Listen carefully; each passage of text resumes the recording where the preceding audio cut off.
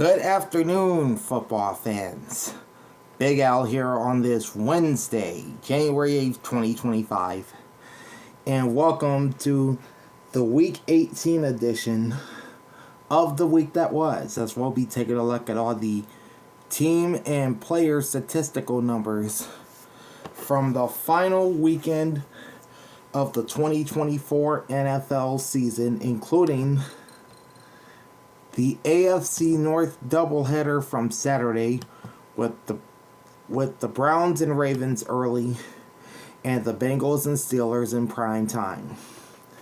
And on Sunday, we also will take a look at many key games, including the Panthers at the Falcons and the Saints at the Buccaneers, plus the Chiefs at the Broncos, the Dolphins at the Jets, the Seahawks at the Rams, and probably the biggest regular season game ever to close things out with the Minnesota Vikings visiting the Detroit Lions for the top seed in the NFC. We'll also look at my final power rankings for 2024, and we'll run you through the standings for the season at the end. So stick around for all of that. In the meantime, like, comment, and subscribe to my channel, ring the bell, and get notified every time I go live. And let's jump into it. The Week 18 edition of the week that was. And we'll start off on Saturday with a pair of AFC North games. The first game on Saturday saw the Baltimore Ravens beat the Cleveland Browns 35-10. But don't be surprised by the score, because I think the Ravens offense really didn't play all that well, despite all these numbers I'm about to throw at you. The Ravens, with the win, clinches the AFC North and finishes the regular season with a 12-5 record, while the Cleveland Browns will close at 3-14, and they will have the number 2 pick in next year's draft. We'll begin with individual numbers for the Ravens, starting off with Lamar Jackson. Not his best game. He went 16 of 32 for 217 with 2 touchdowns, no interceptions, and a 92.8 QB rating. He also rushed the ball 9 times for 63 yards. Derrick Henry ran 20 times for 138 and 2 touchdowns. He also added 2 catches for 23 yards on 3 targets. Shifting over to the Ravens receivers, led by Rashad Bateman. 5 catches, 76 yards, and a touchdown on 8 targets. Mark Andrews, 4 catches, 54 yards, and a touchdown, also on 8 targets. Isaiah Likely, 3 catches, 38 yards on 5 targets. And that's pretty much it. No field goals for Justin Tucker, but he was 5 for 5 on extra points. Jordan Stout had 4 punts, averaging 44.8. His long punt was 70, with 2 touchbacks and 1 inside the 20-yard line. Leading tacklers for Baltimore include Roquan Smith with 10 total tackles. Odafe Owe had 5 tackles and a sack. Marlon Humphrey had 4 tackles and a pass defense. Brandon Stevens had 3 solo tackles and a pass defense. Kyle Hamilton had 3 solo tackles. Ardarius Washington had 4 total tackles and a pass defense. And Kyle Van Noy had 3 tackles and a sack. For the Cleveland Browns, Dorian Thompson-Robinson, or DTR, started the game, went 2 for 3 for 13 yards, with no touchdowns or interceptions, and a 75.7 passer rating, plus 2 rushes for 3 yards. He was replaced by Bailey Zappi, 16 of 31 for 170, with a touchdown and 2 INTs, and a 51.8 QB rating. Zappi also ran the ball twice for 2 yards. And no one did a lot of running in this game. Donta Foreman had 10 carries, 27 yards. Meanwhile, Jacob Kabodi had 5 carries for 24 yards. Leading receivers for Cleveland include Jerry Jeudy, 6 catches, 63 yards on 13 targets. Jordan Atkins, 6 catches, 60 yards, and a touchdown on 8 targets. Elijah Moore, 3 for 36 on 5 targets. Dustin Hopkins, 1 for 1 on field goals, long attempt 23, and 1 for 1 on extra points. Corey Bojorquez, 5 punts, averaging 43.2, long punt of 62, with 1 touchback and no punts inside the 20-yard line or blocks. Leading tacklers for the Browns include Sam Kamara with 6 total tackles. Mike Ford Jr. and Winston Reed each had 5 solo tackles. Grant Delpit had 4 solo tackles. Cameron Thomas, 5 total tackles. You had 4 total tackles for Martin Emerson Jr. Mohamed Diabate, he had 5 tackles. He had a couple of passes defensed, 1 from Nathaniel Watson and 1 from Juan Thornhill. Total yards, 437 for the Ravens, 230 for the Browns. Passing yards favored Baltimore, 217 to 174. Rush yards also favored Baltimore, 220 to 56. The Ravens had 20 first downs while the Browns had 13.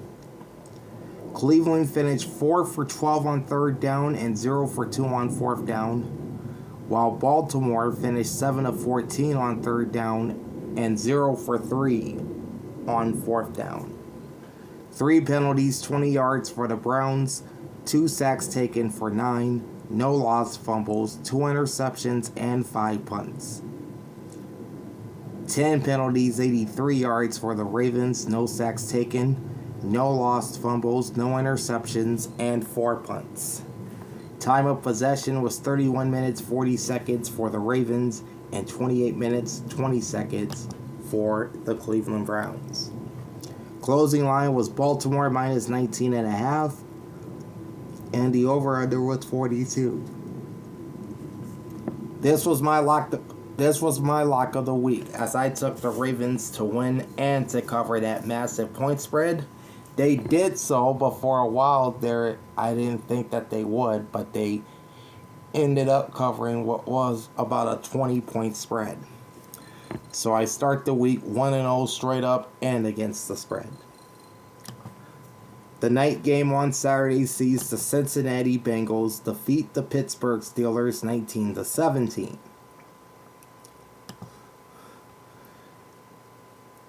The Bengals will close the season on a 5-game win streak and will finish the year 9-8. While the Pittsburgh Steelers dropped to 10-7, losing their final 4 games of the regular season, they slip into the number 6 seed in the AFC. And we'll see if Cincinnati's win was enough to get them into the playoffs. We'll begin with individual numbers for the Bengals. Joe Burrow, pretty good game for him. 37 of 46 for 277 with 1 touchdown and an interception and a quarterback rating of 89.9. Khalil Herbert took over the rushing duties for the injured Chase Brown. He had 20 carries for 69 yards. Leading receivers include Jamar Chase, 10 receptions, 96 yards, and a touchdown on 14 targets. Mike Gesicki, 8 for 68 on 10 targets. T. Higgins, who may have played his final game as a Bengal, possibly, 4 catches, 53 yards on 5 targets. Khalil Herbert added 7 grabs for 14 on 8 targets. Drew Sample, 4 for 14 on 4 targets. And Andrea Iosivas, 2 catches, 12 yards on 3 targets. Cade York, 4 for 4 on field goals, long 48, 1 for 1 on extra points. Ryan Redcow, 3 punts averaging 48.7 yards, long punt of 57 with 1 inside the 20-yard line. Leading tacklers for Cincinnati include Akeem Davis-Gaither. He had 12 total tackles. Josh Newton had 7 tackles and a pass defense. Trey Hendrickson is my defensive player of the week for week 18. He had 5 total tackles, 3.5 sacks, and a pass defense. Mike Hilton, 4 tackles and a pass defense. Shaka Hayward, 4 tackles and a forced fumble. Jermaine Pratt with 5 total tackles. Von Bell with 3 total tackles. Meanwhile, Cam Taylor-Britt added 2 total tackles and a pass defense. For the Steelers, Russell Wilson was 17 of 31 for 148 yards with a touchdown and no interceptions and a 78.4 QB rating. Wilson ran the ball 4 times as well for 16 yards. Najee Harris only 12 carries, 36 yards, and a touchdown. And Jalen Warren 6 carries for 21. Leading receivers for the Steelers include Pat Freiermuth, 8 catches, 85 yards, and a touchdown on 11 targets. Mike Williams, 1 catch for 25 yards on his only target, and that was the catch that ended the first quarter in that game. Najee Harris, 4 carries, or rather 4 receptions, 20 yards on 5 targets. And Van Jefferson, 3 catches, 18 yards on 4 targets. Chris Boswell, 1 for 1 on field goals, long 54, 2 for 2 on extra points. Corliss Waitman, 5 punts, averaging 42.6, long punt of 50, 2 of his punts inside the 20-yard line. Leading tacklers for Pittsburgh include Peyton Wilson with 8 total tackles and a forced fumble. Corey Trice Jr. led the team with 11 tackles. Deshaun Elliott had 8 tackles. Joey Porter Jr. 6 solo tackles and a pass defense. Alex Highsmith 7 total tackles. Cam Sutton with 6 total tackles. Patrick Queen 5 tackles, a sack, a forced fumble, and a pass defense. Keanu Benton, he had 5 tackles and a sack. Nick Herbig, I don't know why I'm saying Nate. He had 2 tackles and a sack for the Steelers. Total yards, 314 for the Bengals, only 193 for the Steelers. Passing yards favored Cincinnati, 246 to 119. Rush yards slightly favors Pittsburgh, 74 to 68. 21 first downs for the Bengals, 16 for the Steelers. The Bengals were 5 for 13 on 3rd down and 0 for 1 on 4th down, while the Steelers were 4 for 12 on 3rd down and 0 for 2 on 4th down. 6 penalties, 25 yards for the Bengals, 4 sacks taken for 31, 1 lost fumble, 1 interception, and 3 punts. 3 penalties for 20 yards for the Steelers, 4 sacks taken for 29, 1 lost fumble, no interceptions, and 5 punts. Time of possession puts the Cincinnati Bengals in ball hawk territory. They had the ball for 38 minutes, while the Steelers had it for 22 minutes. Closing line was Cincinnati minus 2.5. Over-under was 48.5. I picked the Bengals to win and cover, but since Cincinnati only won by 2 points and the spread was 2.5 at close, Pittsburgh covers the game. That makes me 2-0 straight up and 1-1 in my ATS picks. And quickly, I did really good in my straight up picks, not so much in my ATS pick, so I will tell you how I did on every single game as we go along. Alright, now to Sunday, and we're going to start off with the New England Patriots defeating the Buffalo Bills 23-16 as Buffalo were resting their starters. The Patriots closed the regular season with a 4-13 record, while the Buffalo Bills, the number 2 seed in the AFC, finishes 13-4. We'll begin with individual numbers for the Patriots. Drake May attempted a pass and finished with a 39.6 passer rating. I think he got hurt in this game. Doesn't say though. But rookie Joe Milton, the third out of Tennessee, he looked pretty good. 22 of 29, 241 yards, 1 touchdown, no interceptions, and a 111.4 QB rating. Plus 10 carries, 16 yards, and a rushing touchdown. Antonio Gibson, 12 carries, 41 yards. And Terrell Jennings had 8 carries for 20. Leading receivers for the Patriots include Keyshawn Boutte, 7 catches, 117 yards, and a touchdown on 7 targets. Demario Douglas, 3 for 34 on 4 targets. Austin Hooper, 4 for 27 on 6 targets. And Antonio Gibson with 4 catches, 20 yards on 6 targets. Joey Slye, 3 for 3 on field goals, long attempt 50, 2 for 2 on extra points. Bryce Baringer, 3 punts averaging 37, long punt of just 39, 2 punts inside the 20-yard line. Leading tacklers for New England include Christian Ellis with 13 tackles and a pass defense. Marcellus Dial Jr., 5 tackles. Titus Leo with 4 solo tackles and a pass defense. Anthony Jennings, 6 total tackles and a pass defense. And then you had 3 tackles apiece from Devin Gauchaw, Jeremiah Farms Jr., and Isaiah Bolden. Miles Battle, a seldomly used cornerback, had 2 solo tackles and 3 passes defense.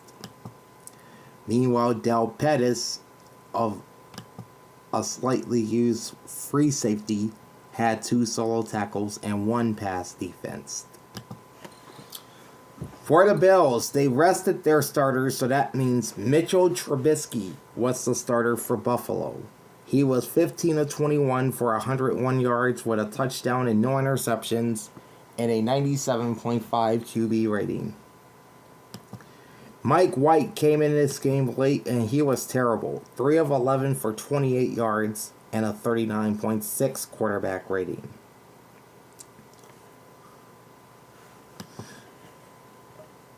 Ray Davis headlined the Bills' rushing attack with 15 carries, 64 yards. James Cook, who is normally a starter, had 10 carries, 28 yards, and a touchdown. But for the most part, most of Buffalo's starters sat in this game. Leading receivers for the Bills include Curtis Samuel, 7 catches, 52 yards on 8 targets. Then you have Keon Coleman, 2 for 31 on 10 targets. Matt Collins had 3 catches, 25 yards on 4 targets. And Quentin Morris, 3 catches, 20 yards on 4 targets. Ray Davis had a receiving touchdown in this game as well for the Bills. Tyler Bass, 1 for 1 on field goals, long attempt 49, 1 for 2 on extra points. Sam Martin, 4 punts, averaging 40.8, long punt of 53 with 1 inside the 20-yard line. Joe Andreessen was the leading tackler for Buffalo. He had 10 total tackles. Then you've got Javon Solomon with 7 tackles. Damar Hamlin, 6 tackles. Edifon Lofascio. He had 5 tackles and a pass defense. Jamarcus Ingram had 6 tackles. Khalil Elam finishes with 5 tackles. Dwayne Carter also had 5 tackles. Oops, that's Taylor Rapp. He had 3 solo tackles. The name I want to look at is Braden Codrington. He had 4 total tackles. Total yards 309 for the Patriots and 259 for the Bills. Passing yards favored New England 232 to 129. Rush yards favored Buffalo 130 to 77. The Patriots had 19 first downs while the Bills had 16. Buffalo finished 6 of 15 on third down, 1 for 4 on fourth down, while New England was 4 for 12 on third down and 1 for 1 on fourth down. 6 penalties, 35 yards for the Bills, no sacks taken, no lost fumbles, no interceptions, and 4 punts. 7 penalties, 59 yards for the Patriots, 1 sack taken for 9, 1 lost fumble, no interceptions, and 3 punts. Time of possession is 31 minutes, 14 seconds for the Patriots and 28 minutes, 46 seconds for the Bills. Closing line was Buffalo -3 and the over-under was 37. And they slightly made that total by a couple points. I took the Bills to win, the Bills to cover. I lost both picks. So now I'm 2-1 on my straight up picks and 1-2 in my spread picks. Moving on to one of 2 games with tremendous meaning in the NFC South, and that's the Carolina Panthers going into Mercedes-Benz Stadium and knocking off the Atlanta Falcons in overtime 44 to 38. The Panthers will finish the season at 5-12, while the Atlanta Falcons are eliminated from contention. With the horrible loss, they dropped to 8-9. We'll start with individual numbers first for the Panthers. Another good game for Bryce Young. 25 of 34, 251 yards, 3 touchdowns, no interceptions, and a 123.5 QB rating. Jalen Coker, who is a wide receiver, he completed a pass for 19 yards and a 118.8 QB rating. Miles Sanders, 17 carries, 66 yards, and a touchdown, highlighted the Carolina rushing attack. Raheem Blackshear, 4 carries, 47 yards. And Bryce Young added 5 carries, 24 yards with 2 rushing touchdowns. And Mike Boone had 4 carries for 18 yards. Leading receivers for the Panthers include the aforementioned Jalen Coker. 7 catches, 62 yards on 7 targets. Miles Sanders also got involved. 3 catches, 50 yards, and a touchdown on 4 targets. Adam Thielen, 5 for 44 on 6 targets. Jatavian Sanders, 3 catches, 35 yards on 5 targets. Xavier Legette, 3 catches, 30 yards on 5 targets. Tommy Tremble, 2 catches, 30 yards and a TD on 3 targets. David Moore also had a touchdown reception in this game for Carolina. Eddie Pinheiro, 1 for 1 on field goals, long attempt 35, and a perfect 5 for 5 on extra points. Johnny Hecker, 3 punts, 51.7 average, long punt of 57, and 2 inside the 20-yard line. Leading tacklers for the Panthers include Damani Richardson with 10 total tackles, 5 solo and 5 assisted tackles. 4 solo tackles on the day for Caleb Farley. Chandler Wooten had 9 tackles. Xavier Woods, 5 tackles and a pass defense. Deshaun Williams finishes with 3 tackles. Shamar Bartholomew, 3 tackles and 2 passes defense. Caleb Evans had 2 solo tackles and a pass defense. And a little down the list, you have Jordan Fuller, who had 8 total tackles, 7 of those assisted. For the Atlanta Falcons, Michael Penix Jr. in just his 4th career start went 21 of 38 for 312 yards with 2 touchdowns and an interception and an 88.9 QB rating.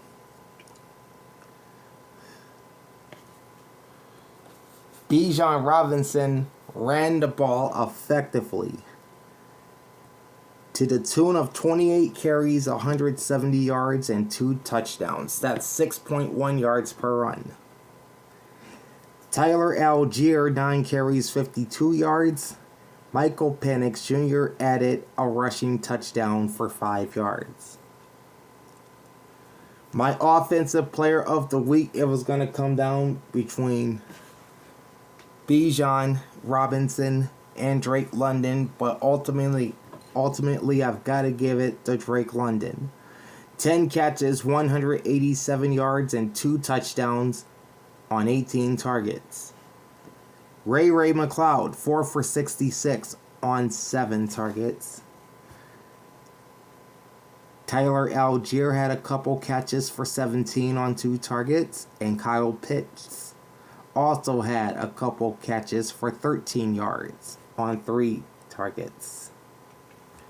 Riley Patterson, 1 for 2 on field goals, long 31, 5 for 5 on extra points, and the Falcons did not punt in this game. Leading tacklers for Atlanta include Caden Ellis with 10 tackles, D. Alford with 7 tackles and a pass defense, Justin Simmons 6 tackles, Jesse Bates 5 tackles, Nate Landman 8 tackles, A.J. Terrell Jr. with 4 tackles, Clark Phillips III 3 tackles, a forced fumble, and a couple passes defense. Total yards, there were a lot of them in this game. 537 for the Falcons, 425 for the Panthers. Atlanta had 310 passing yards and 227 rushing yards. Carolina, meanwhile, had 270 passing yards and 155 rushing yards. First downs aplenty for both teams, 31 for the Falcons, 25 for the Panthers. And both teams spectacular on 3rd down. 7 of 12 for Carolina, 9 of 14 for Atlanta. The Panthers were 1 for 1 on 4th down, while the Falcons were 2 for 3. 2 penalties, 30 yards for the Panthers, no sacks taken, no lost fumbles, no interceptions, and 3 punts. 7 penalties, 55 yards for the Falcons, 1 sack taken for 2, no lost fumbles, 1 interception, and no punts. Time of possession favored the Panthers, 34 minutes 5 seconds versus 32 minutes and 41 seconds for the Falcons. Closing line was Atlanta -9 and the over-under was 48. I picked the Falcons to win and cover. Unfortunately, I lost both picks, as I fall to 2-2 in my straight up picks and 1-3 in my spread picks. Moving on to the NFC North. The Chicago Bears not only ends a 10-game losing streak, they also end an 11-game losing streak in their series against the Green Bay Packers, as Chicago wins at Lambeau Field 24-22, pushing the Bears' record to 5-12. Meanwhile, the Packers drop to 11-6 and will finish a very strong 3rd in the NFC North. They are the 7th seed in the conference. We'll begin with individual numbers for the Bears. Caleb Williams was 21 of 29 for 148 yards with a touchdown and no interceptions and a 95.2 QB rating. Keenan Allen threw a pass which went for an interception and he has no QB rating.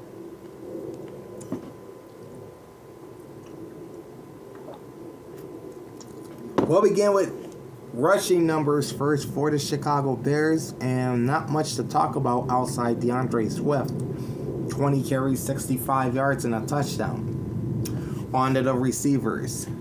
DJ Moore led the way with 9 catches, 86 yards, and a touchdown on 10 targets. Keenan Allen, who threw an interception in this game, caught 3 passes for 25 on 3 targets. Roma Dunze caps off his rookie campaign with 2 catches, 18 yards on 2 targets. And Roschon Johnson had 5 catches, 16 yards on 5 targets. Cairo Santos 1 for 1 on field goals, long attempt 51, 3 for 3 on extra points. Torrey Taylor 6 punts averaging 42.3, long punt of 55, 1 touchback and 2 inside the 20. Sorry about that. Leading tacklers for Chicago include Kevin Byard, 14 total tackles with a sack and a forced fumble. Tremaine Edmonds, 9 tackles and a pass defense. Tyreek Stevenson, 8 tackles and a pass defense. Jalen Johnson, 5 tackles, a forced fumble, and a pass defense. Kyler Gordon had 4 solo tackles. Jonathan Owens had 5 total tackles. TJ Edwards, 4 tackles and a sack. Chris Williams, 3 tackles. And Byron Cowart, he had 2 tackles and a sack. For the Green Bay Packers, who end up on the losing end of the stick, Jordan Love started the game 7 of 12 for 69 yards with no touchdowns or interceptions and a 74.7 QB rating. But he suffered an elbow injury in which he did not return. But according to Green Bay coach Matt LaFleur, Love is expected to play against the Eagles in their wild card playoff game on Saturday, or rather Sunday. Sorry about that. Malik Willis came in off the bench and he was pretty good. 10 of 13 for 136 yards. Also no touchdowns or interceptions. He had a 109.8 QB rating. Leading rushers for the Packers include Emmanuel Wilson. He had 14 carries, 73 yards, and a touchdown. Chris Brooks, 8 carries, 59 yards. And the bowling ball known as Josh Jacobs, 6 carries, 44 yards, and a touchdown. Leading receivers for Green Bay include Malik Heath, 3 catches, 53 yards on 5 targets. Dontavian Wicks, 5 catches, 49 yards on 6 targets. Jaden Reed, 2 catches, but 48 yards on 2 targets. And Tucker Kraft, he had 4 catches for 36 on 7 targets. Brandon McManus, 3 for 3 on field goals, long attempt 55, 1 for 1 on extra points. Daniel Whelan had 4 punts averaging 3 punts averaging 44.3, long punt of 60 with 1 touchback. Leading tacklers for the Green Bay Packers include Keyshawn Nixon with 6 tackles. Adrian Cooper had 7 total tackles. Carl Brooks, 4 tackles. Carrington Valentine had 4 tackles, plus a forced fumble. And Xavier McKinney finishes with 4 tackles, a pass defense, and an interception. Eric Wilson had 7 total tackles. Gatan Oladapo and Javon Bullard each had 5 solo tackles. Colby Wooden had 3 total tackles. And Rashawn Gary finishes with 3 tackles and a sack. Total yards were 367 for the Packers, only 224 for the Bears. Passing yards were 184 to 141, and rush yards were 183 to 83, both favoring the Packers. 20 first downs for Green Bay, 16 for Chicago. The Bears were 7 of 14 on third down, 1 for 1 on fourth down, while the Packers were 3 for 10 on third down and 0 for 1 on fourth down. 7 penalties, 45 yards for the Bears, 1 sack taken for 7, 1 lost fumble, 1 interception, and 6 punts. 5 penalties, 45 yards for the Packers, 3 sacks taken for 21, 2 lost fumbles, no interceptions, and 3 punts. Time of possession nearly even, 30 minutes 56 seconds for the Packers, 29 minutes 4 seconds for the Bears. Closing line was Green Bay minus 10, over under was 41.5. The game went over, by the way. I took the Packers to win and cover, lost both picks, putting me at 2-3 in my straight up picks and an abysmal 1-4 in my spread picks. Again, my spread picks were not great this week. Moving on to the AFC South, we got the Houston Texans. You have the Houston Texans who started their starters, who played their starters for a bit, then turned to their reserves as they beat the Tennessee Titans in Nashville 23-14.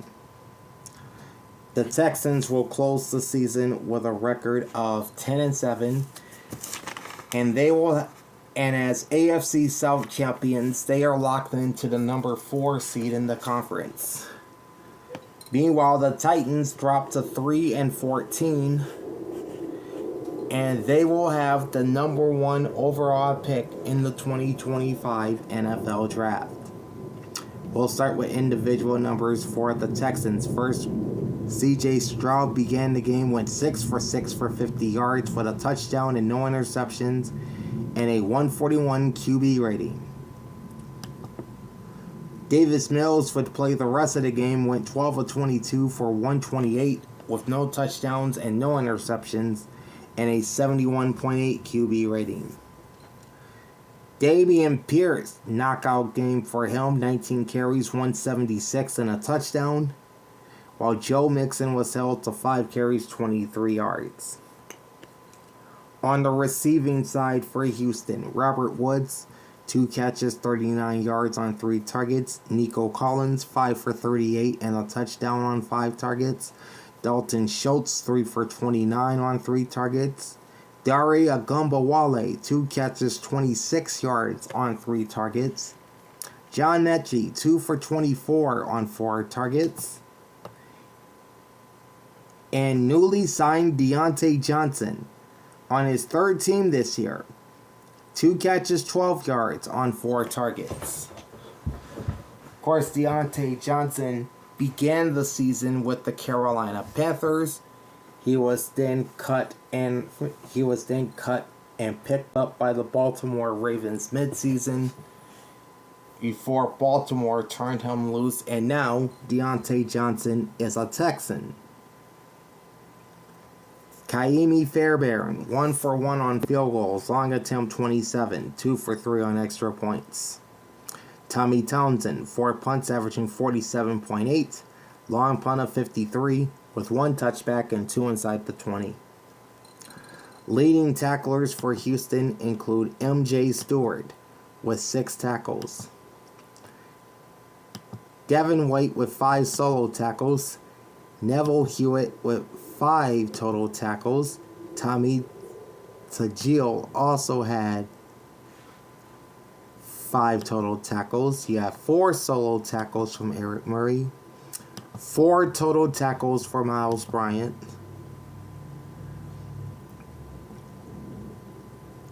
and 3 total tackles apiece from Delshon Phillips, Dylan Horton, who added a pass defense as well, and Henry Tool. Derek Barnett added a sack plus 2 solo tackles. Meanwhile, both Solomon Byrd and Kalen Bullock had 2 solo tackles and a pass defense each. For the Tennessee Titans, Will Levis went 9 of 17 for 175 with a touchdown and no interceptions, and a 108.7 QB rating. Meanwhile, Mason Rudolph, the backup, went 7 of 9 for 70 yards with no touchdowns or INTs, and a 99.1 QB rating.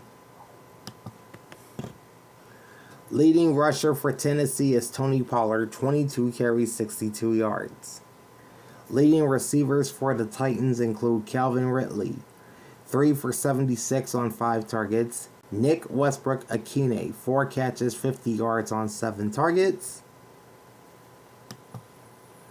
Tay Martin had 1 catch in the game on 2 targets for 49 yards, and that catch went for a touchdown.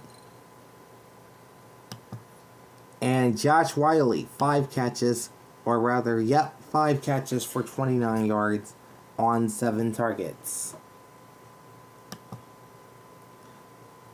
Matthew Wright finishes 2 for 2 on field goals, long attempt 38 and no extra points. Ryan Stonehouse with 5 punts, averaging 43.8, long punt of 50 with 2 inside the 20-yard line. Defensively for the Titans, Chidobe Awuzie had 6 tackles and a forced fumble. Darrell Worley, 7 tackles and a forced fumble. Luke Gifford with 7 tackles. James Williams, 6 tackles. Tavondre Sweat, 5 tackles. Mike Brown, 4 tackles. Roger McCreary, 3 solo tackles.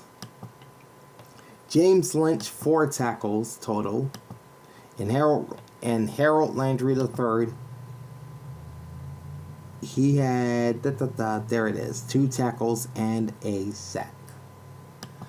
Total yards, 374 for the Texans, 314 for the Titans. Passing yards were 229 to 167 in favor of Tennessee. Rush yards were 207 to 85 in favor of Houston. First downs were also in favor of Houston, 18 for the Texans, 14 for the Titans. The Texans were 5 of 12 on 3rd down and 1 for 2 on 4th down, while the Titans were 5 for 15 on 3rd down and 2 for 3 on 4th down.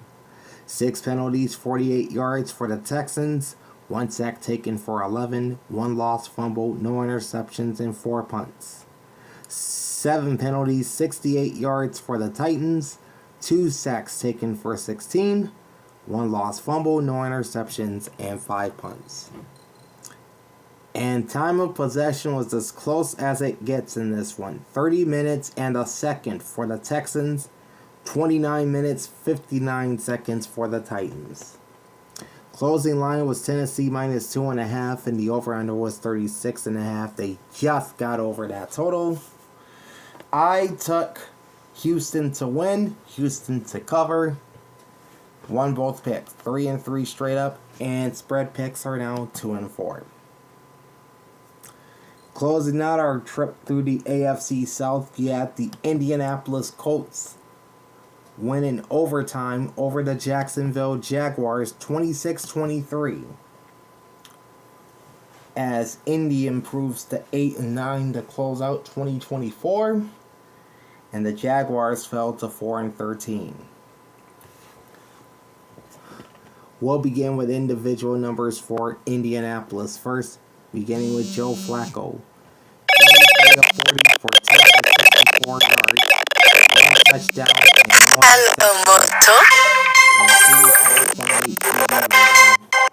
Sorry about that, my phone was ringing for some odd reason. Probably a telemarketer or a spam caller. So we'll just ignore that. Anyway, starting with individual numbers for the Colts.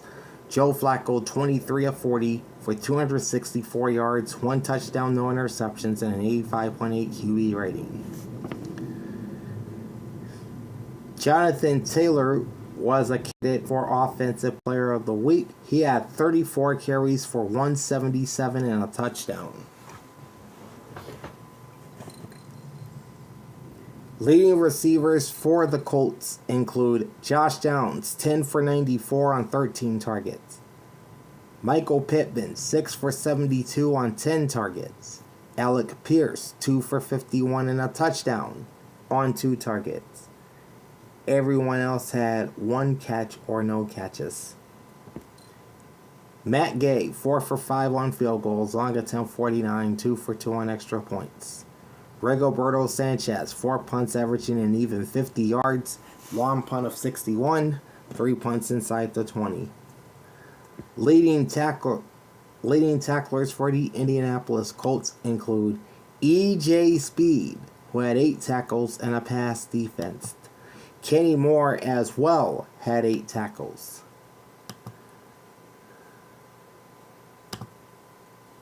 Jalen Jones had 9 tackles, which actually led the team. Julian Blackmon, 5 solo tackles, a pass defense, and an interception. Jalen Carles, 4 solo tackles. Zaire Franklin, 8 tackles, a sack, a forced fumble, and a pass defense. Nick Cross, 7 total tackles. Sorry about that. Samuel Womack III had 3 solo tackles, and Kwity Paye had 2 solo tackles, a sack, and a pass defense. For the Jaguars, Mac Jones, 20 of 32, 225 yards, 1 touchdown, 1 interception, 80.9 QB rating. Tank Bixby led the ground attack for Jacksonville, 14 carries, 39 yards, and a touchdown. Travis Etienne, 13 for 31. Dearness Johnson, 2 for 26. And Mac Jones added 5 carries for 17 yards. Leading receivers for Jacksonville include Brian Thomas Jr., 7 catches for 103 on 11 targets. Brenton Strange had 4 catches for 60 yards on 4 targets. Travis Etienne added 3 catches, 29 yards on 5 targets. And Parker Washington had 2 catches, 15 yards, and a touchdown on 4 targets. Cam Little, 3 for 3 on field goals, long attempt 53, 2 for 2 on extra points.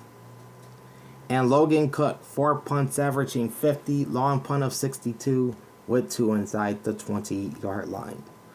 Leading tacklers for the Jaguars include Darnell Savage with 8 tackles.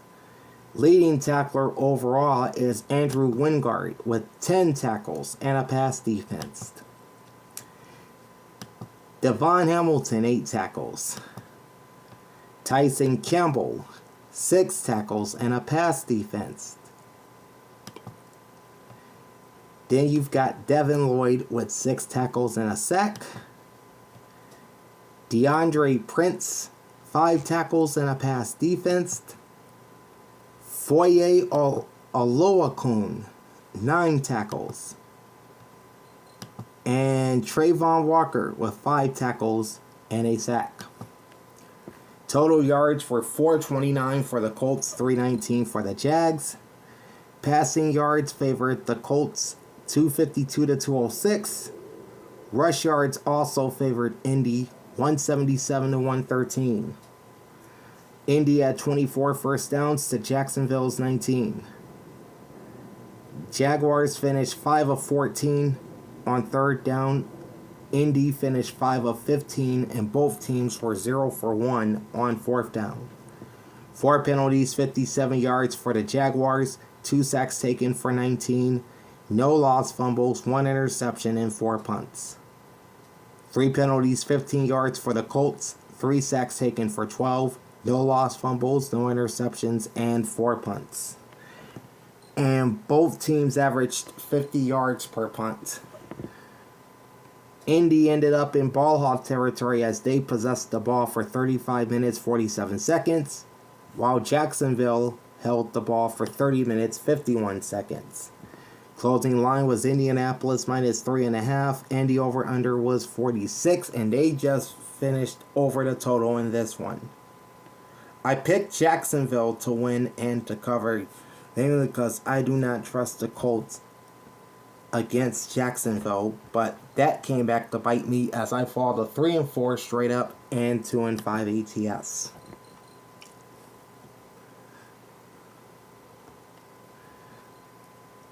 And back to the NFC South in one of the more important games of the day, the Tampa Bay Buccaneers defeated the New Orleans Saints 27-19.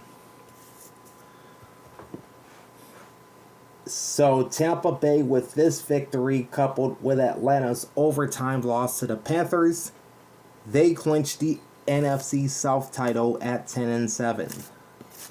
And they claim the number 3 seed in the conference. As for the Saints, they'll close the season at 5-12. We'll begin with individual numbers first for the Buccaneers, starting off with Baker Mayfield, who's had a stellar 2024.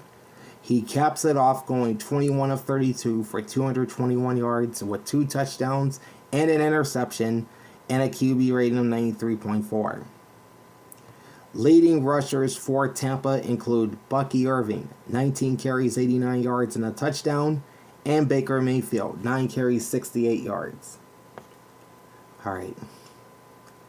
Leading receivers for the Bucs include Mike Evans, 9 catches, 89 yards on 14 targets, and that was enough to get him his 11th 1,000-yard season, as he finished with 1,004 yards for 2024. Congratulations to Mike Evans.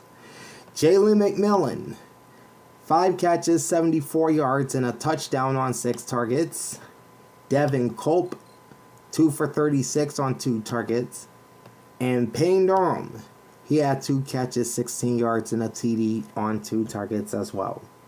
Chase McLaughlin, 2 for 2 on field goals, long attempt 52, 3 for 3 on extra points.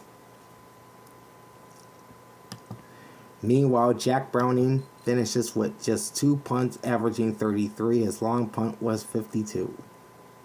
Leading tacklers for the Buccaneers include Josh Hayes with 11 tackles, Levante David with 9 tackles and a pass defense. Zion McCollum had 6 tackles and 4 passes defense. That's pretty good. Yaya Diaby had 5 tackles and a sack. KJ Britt with 3 solo tackles. Greg Gaines had 3 tackles. Kevon Merriweather had 3 tackles and a pass defense. And J.J. Russell had 3 tackles as well. Villa likewise 3 tackles plus a sack. For the Saints, Spencer Rattler was 26 of 42 for 240 yards with a touchdown and no interceptions and an 85.4 QB rating. And not much to talk about with this ground attack for New Orleans. Former Chief Clyde Edwards-Helaire had 8 carries for 26 yards. And Jamal Williams had 8 carries as well for 15 yards. Leading receivers for the Saints include Jawan Johnson, 6 catches, 80 yards on 7 targets. Marquez Valdez-Scantling, or MVS as he's known, he has 3 catches, 33 yards on 8 targets. Foster Moreau, 4 for 31 on 4 targets. Cedric Wilson with 3 catches, 22 yards on 5 targets. And Dante Pettis, 2 catches, 16 yards, and a touchdown on 6 targets. Blake Grupe was 4 for 4 on field goals, long attempt 49, 1 for 1 on extra points. Michael Hayball, 3 punts averaging 43.7, long punt of 51, 2 punts inside the 20-yard line. Okay, leading tacklers for the Saints include Will Harris with 8 solo tackles and a pass defense. Ugo Amadi had 7 solo tackles. Demario Davis had 9 tackles and a pass defense. Nephi Sewell finishes with 8 tackles and a sack. Carl Granderson, 5 tackles and a pass defense. Jordan Howden, 3 solo tackles, a pass defense, and an interception. And Kool-Aid McKinstry had 3 tackles and a pass defense for the Saints. Total yards, 395 for the Bucks, 292 for the Saints. Passing yards favored New Orleans, 228 to 216. Rush yards favored Tampa, 179 to 64. First downs nearly split, 20 for the Bucks and 19 for the Saints. New Orleans was 3 of 13 on third down, 2 of 3 on fourth down, while Tampa Bay was 10 of 16 on third down, which is impressive, and 1 for 1 on fourth down. 8 penalties, 77 yards for the Saints, 2 sacks taken for 12, no lost fumbles, no interceptions, and 3 punts. 12 penalties, 90 yards for the Buccaneers, 1 sack taken for 5, no lost fumbles, 1 interception, and 2 punts. Time of possession, 32 minutes, 16 seconds for the Bucks, 27 minutes, 44 seconds for the Saints. Closing line was Tampa Bay minus 15, and the over-under was 44.5. Yeah, many was expecting a blowout in this game, I myself included. So I took Tampa Bay to rout the Saints, and I took them to cover the 15-point spread. I win the straight-up pick, pushing me to 4-4. Lose the ATS pick, dropping me to 2-6. If you're joining us late, you're watching the week that was as we take a look at the team and player individual numbers from Week 18 of the 2024 NFL season. Coming up are my end-of-season power rankings and the final standings across the league. So stay tuned. Back to the recap where we'll talk about the Philadelphia Eagles going to the playoffs as the number 2 seed in the NFC. They held off the New York Giants 20-13, and that's with Philly starting their reserves. So the Eagles closed the season 14-3, and again they are the 2 seed in the NFC. The Giants, their nightmarish 2024 mercifully comes to an end as they finish with the NFL's worst record at 3-14. We'll begin with individual numbers for the Eagles, and how about Tanner McKee? He did pretty well. 27 of 41 for 269 with 2 touchdowns and no interceptions, and a 100.6 QB rating. Will Shipley had 10 carries, 32 yards, and Kenneth Gainwell had 11 carries for 14 yards. And this is going to be the only game this year in which the Eagles failed to rush for 100 yards in a game. Leading receivers for Philly include Jahan Dotson, 7 catches, 94 yards on 11 targets. Dallas Goedert, 4 for 55 on 6 targets. Will Shipley, 4 for 35 on 4 targets. Aeneas Smith, who was a punt returner, he had 4 catches, 35 yards, and a touchdown. Johnny Wilson, rookie receiver from Florida State, 3 catches, 24 yards on 5 targets. Grant Calcaterra, 2 catches, 10 yards on 4 targets. Kenneth Gainwell, 2 catches, 9 yards on 4 targets. And E.J. Jenkins caught a touchdown on his only catch and target of the day. Jake Elliott, 2 for 3 on field goals, long attempt 32, and 2 for 2 on extra points. Braden Mann, 3 punts, averaging 46.7. Long punt of 59. 2 punts inside the 20. Leading tacklers for the Eagles include Oren Burks. 17 total tackles. That's impressive. Keely Ringo, 5 tackles and a pass defense. Jordan Davis, 5 tackles. Jeremiah Trotter Jr., 11 tackles. Tristan McCullum, he had 9 tackles. And Moro Ojomo, like that, I love that name. He had 5 tackles, and Avante Maddox had 4 tackles. For the New York Football Giants, they were led by Drew Lock, 22 of 29, 138 yards, 1 touchdown, 1 interception, and an 82.3 QB rating. Tyrone Tracy Jr., 14 carries, 59 yards. And Devin Singletary, 7 carries, 22 yards. On the receiving side of things, Malik Neighbors caps his rookie campaign with 5 catches, 64 yards, and a touchdown on 8 targets. Wan'Dale Robinson, 10 for 43 on 11 targets. And that's pretty much it there for the receivers. Graham Gano, 2 for 2 on field goals, long attempt 53, 1 for 1 on extra points. Jamie Gillen, 3 punts, averaging 40, long punt of 43, 1 inside the 20-yard line. Leading tacklers for New York include Deontay Johnson. That's Dyontae. He had 11 tackles. Devad Wilson, with 2 A's in his name. He had 5 tackles and a pass defense. Drew Phillips had 4 solo tackles.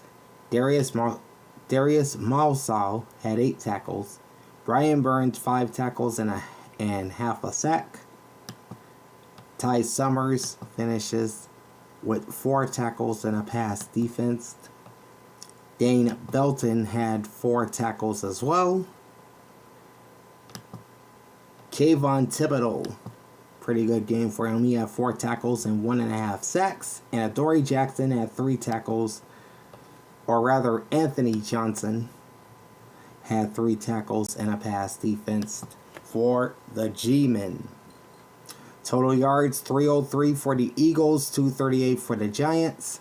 Passing yards were 252 to 138, advantage Philadelphia. Rush yards were 100 to 51, advantage New York. More than a 2-1 edge to the Eagles in terms of first downs, 21 versus 10 for the Giants. New York was 4 of 14 on 3rd down, 2 of 4 on 4th down. Philly was 3 of 14 on 3rd down, 1 for 2 on 4th down. 6 penalties, 40 yards for the Giants, no sacks taken, no lost fumbles, 1 interception, and 3 punts. 1 penalty for the Eagles for no yards. Rare that happens. 2 sacks taken for 17, no lost fumbles, no interceptions, and 3 punts as well.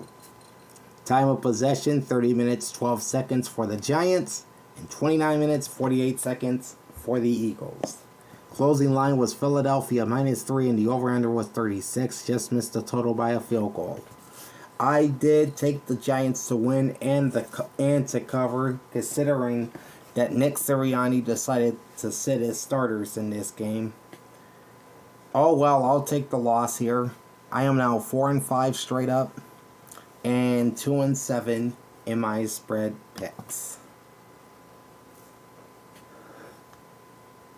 And staying in the NFC East, the Washington Commanders defeated the Dallas Cowboys 23-19. And according to several reports, it looks like Mike McCarthy will return as the head coach in Dallas next season.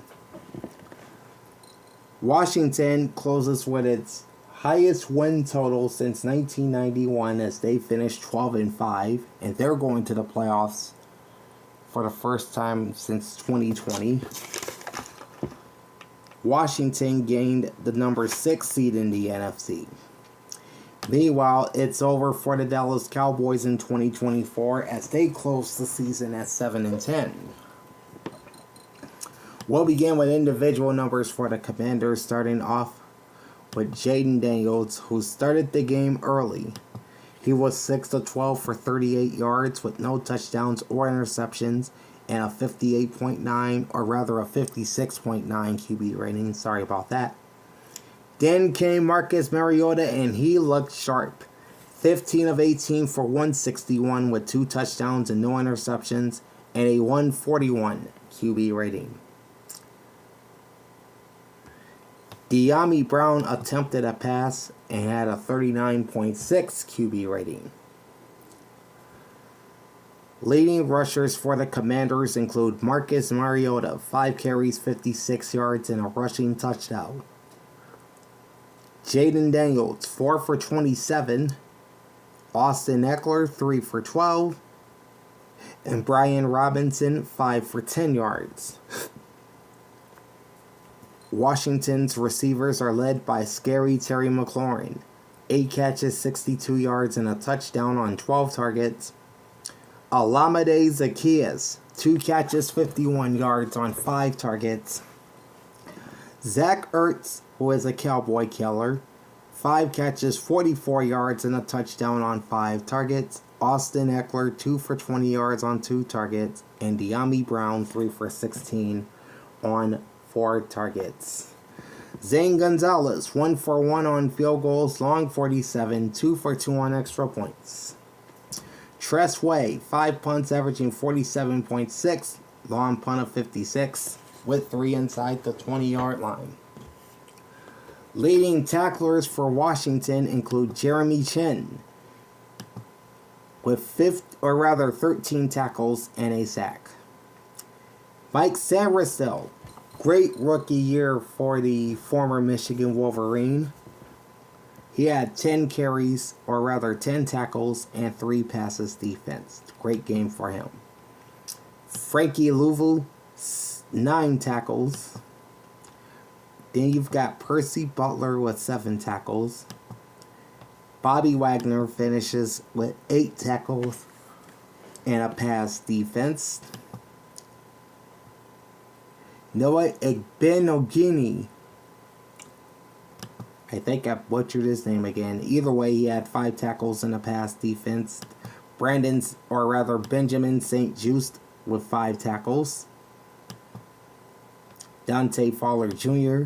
had 4 tackles. Jonathan Allen had 3 tackles and a sack. And Dorrance Armstrong, back in Dallas for the first time as a Commander, recorded 3 sacks and a pass defense versus his former team. For the Dallas Cowboys, Trey Lance, the 3rd stringer, went 20 of 34 for 244 with no touchdowns or interceptions and an 81 passer rating. Rico Dowdle, 22 carries, 72 yards, and a touchdown. Then there's Deuce Vaughn, 6 for 37.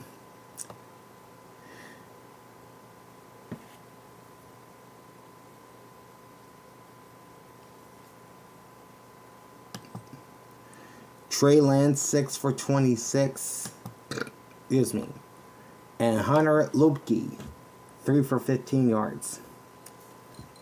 Cowboys receivers were led by Jalen Tolbert, 4 catches, 98 yards on 6 targets. Cavante Turpin, 3 for 53 yards on 5 targets. Jonathan Mingo, 2 for 24 on 2 targets. Luke Schoonmaker, another former Wolverine, 2 for 16 yards on 2 targets. And Brandon Cooks, 3 for 15 yards on 9 targets. Brandon Aubrey, 4 for 4 on field goals. Long was 41, 1 for 1 on extra points. Brian Anger, 4 punts, averaging 49.5, long punt of 58, with 1 inside the 20-yard line. Leading tacklers for Dallas includes Deron Bland, 7 solo tackles. Maris Lialfo, 8 total tackles. Then there's Malik Hooker with 6 tackles. Jordan Lewis with 5 tackles, and both Hooker and Lewis had a pass defense apiece. Eric Kendricks had 5 tackles. Micah Parsons, 4 tackles and 2.5 sacks. Chauncey Goldston, 3 tackles and 1.5 sacks. Troy Pride, 3 tackles and a pass defense. Donovan Wilson, 2 solo tackles and a sack. And Mozzie Smith, another former Wolverine playing in this game, 2 tackles and half a sack. Total yards, 378 for the Cowboys, 269 for the Commanders. Passing yards favored Dallas, 228 to 156. Rush yards also favored the Cowboys at 150 to 113. Dallas had 23 first downs, Washington had 18.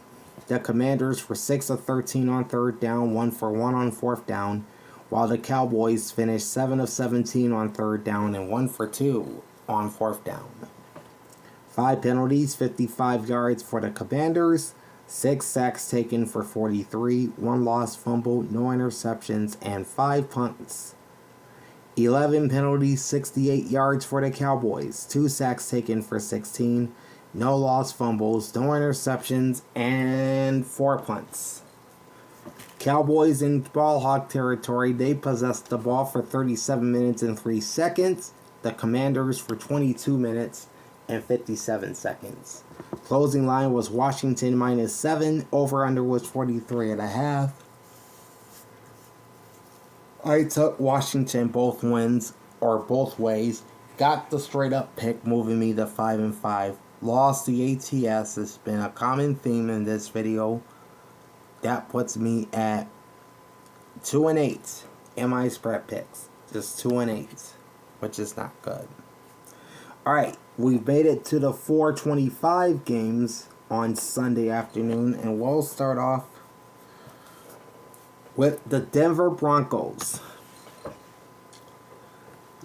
locking up their first playoff spot since winning Super Bowl 50 back in 2015. They easily beat the Kansas City Chiefs reserves 38-0. Denver improves to 10-7 and will go to the playoffs as the AFC's number 7. The Kansas City Chiefs pretty much had nothing to play for since they are the number 1 seed in the conference. They'll finish at 15-2. We'll start with individual numbers first for the Broncos. Great game for Bo Nix. 26 of 29, 321 yards, 4 touchdowns, and no interceptions, and a 152.4 QB rating. Nix also led the team in rushing, 7 carries, 47 yards. Jaleel McLaughlin had 16 carries, that's a team high in the game, for 39 yards.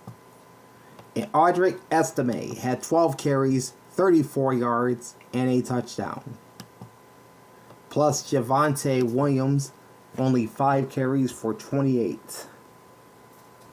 The Broncos receivers were led by Courtland Sutton. 5 catches, 98 yards, and a touchdown on 7 targets. Marvin Mims Jr., 5 catches, 51 yards. He finds the end zone twice on 5 targets. Devon Vele, 4 catches, 50 yards, and a touchdown on 4 targets.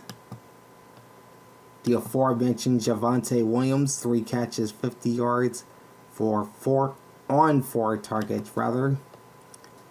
Lil Jordan Humphrey, 2 for 26 on 2 targets.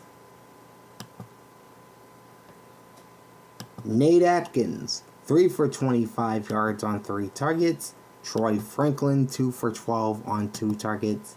And Jaleel McLaughlin, also aforementioned, 2 catches, 9 yards on 2 targets. Will Lutz, 1 for 1 on field goals, long attempt 33, 5 for 5 on extra points. Riley Dixon, 2 punts averaging 44, long punt of 44. one inside the 20-yard line. Not a lot of tackles for the Broncos in this game. They are led by Pat Surtain II,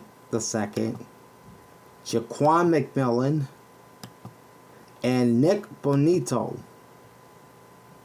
each with 3 solo tackles.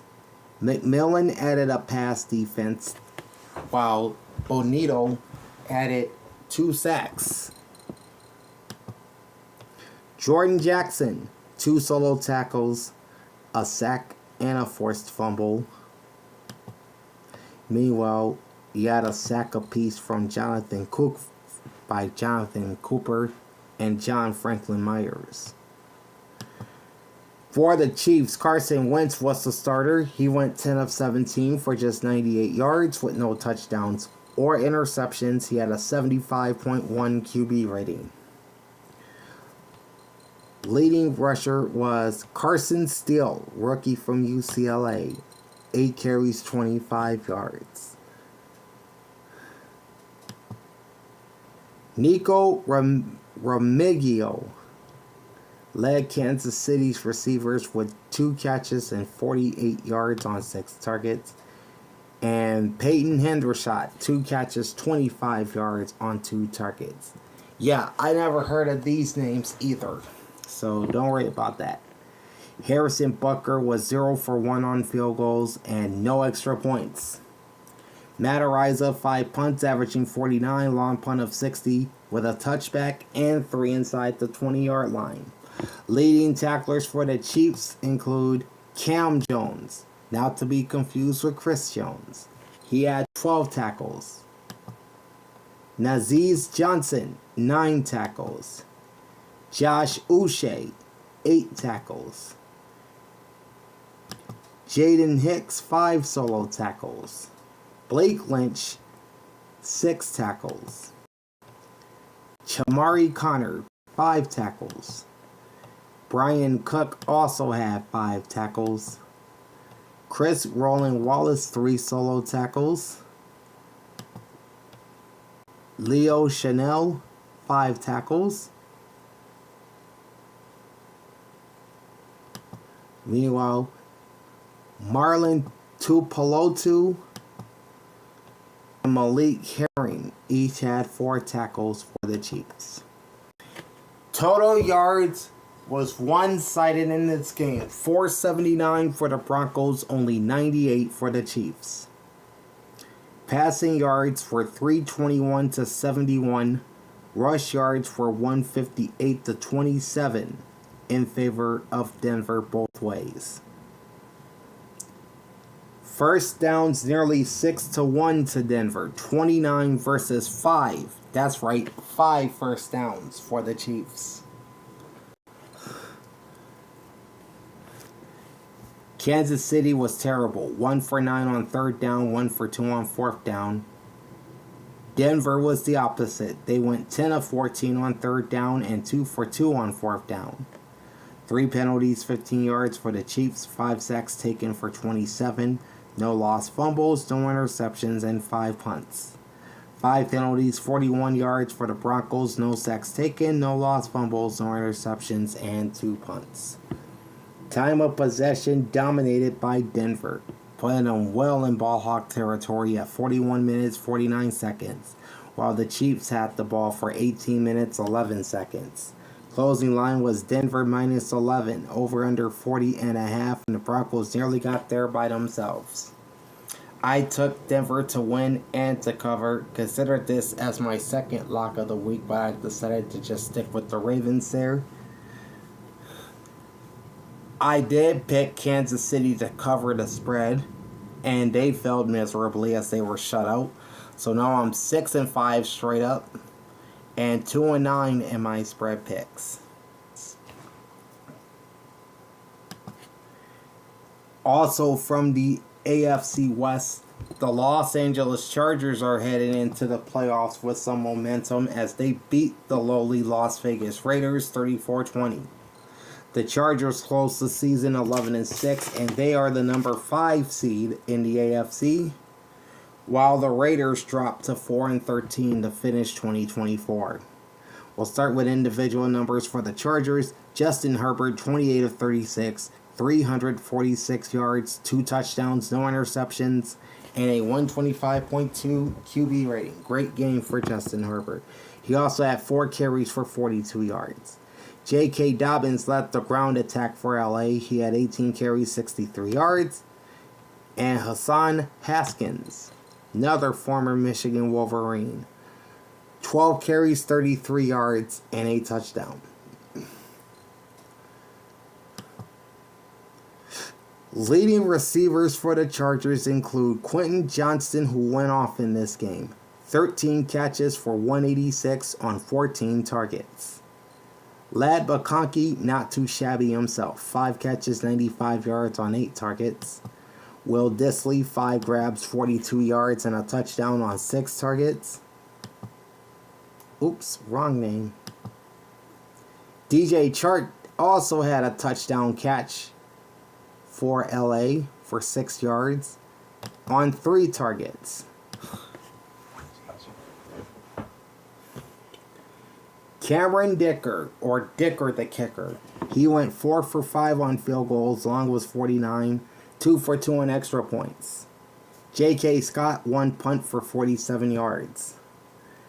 Defensively, your leading tacklers for the Chargers include Tarheeb Still with 7, Troy Dye with 6, Aloy Gilman with 3 solo tackles, Cam Hart also with 3 solo tackles, Dayon Henley, 5 tackles of pass defense and an interception,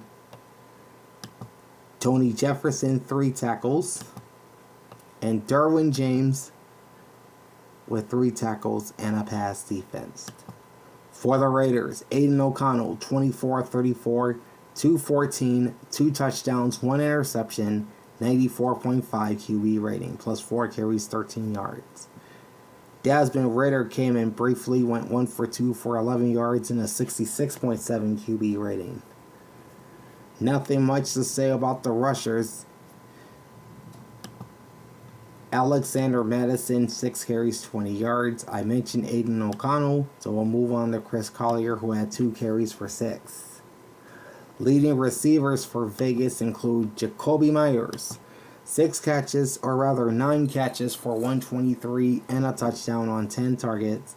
Brock Bowers, 4 for 50 and a touchdown on 9 targets. Trey Tucker, 3 for 24 on 4 targets. Michael Mayer, 4 for 24 on 4 targets. And the aforementioned Alexander Madison with 4 catches, 11 yards on 5 targets. Daniel Carlson, 2 for 2 on field goals, long 47, 2 for 2 on extra points. A.J. Cole, 3 punts, averaging an impressive 60 yards. His long punt was 62, with a touchback and 2 inside the 20-yard line. Alright, leading tacklers for the Raiders include Robert Spillane. How about 16 total tackles, 10 assists, and 6 solo? DeCamarion Richardson, 10 tackles. Isaiah Palomal, 9 tackles.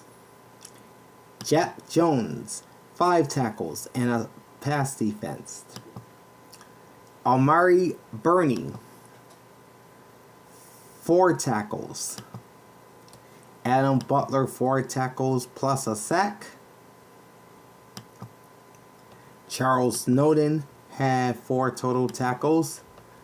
Trevon Morig had 7 tackles. Divine Diablo with 7 tackles as well. Also, Jonah Laulu, he had 7 tackles as well. Total yards, Chargers 473, Raiders 264. Passing yards, 336 for the Chargers, 225 for the Raiders. Rush yards, 137 for the Chargers and only 39 for the Chargers. LA had 10 more first downs, 26 versus 16 for Vegas. The Chargers were 7 of 14 on 3rd down and 1 for 1 on 4th down. And the Raiders were 2 for 9 on third down, 1 for 2 on fourth down.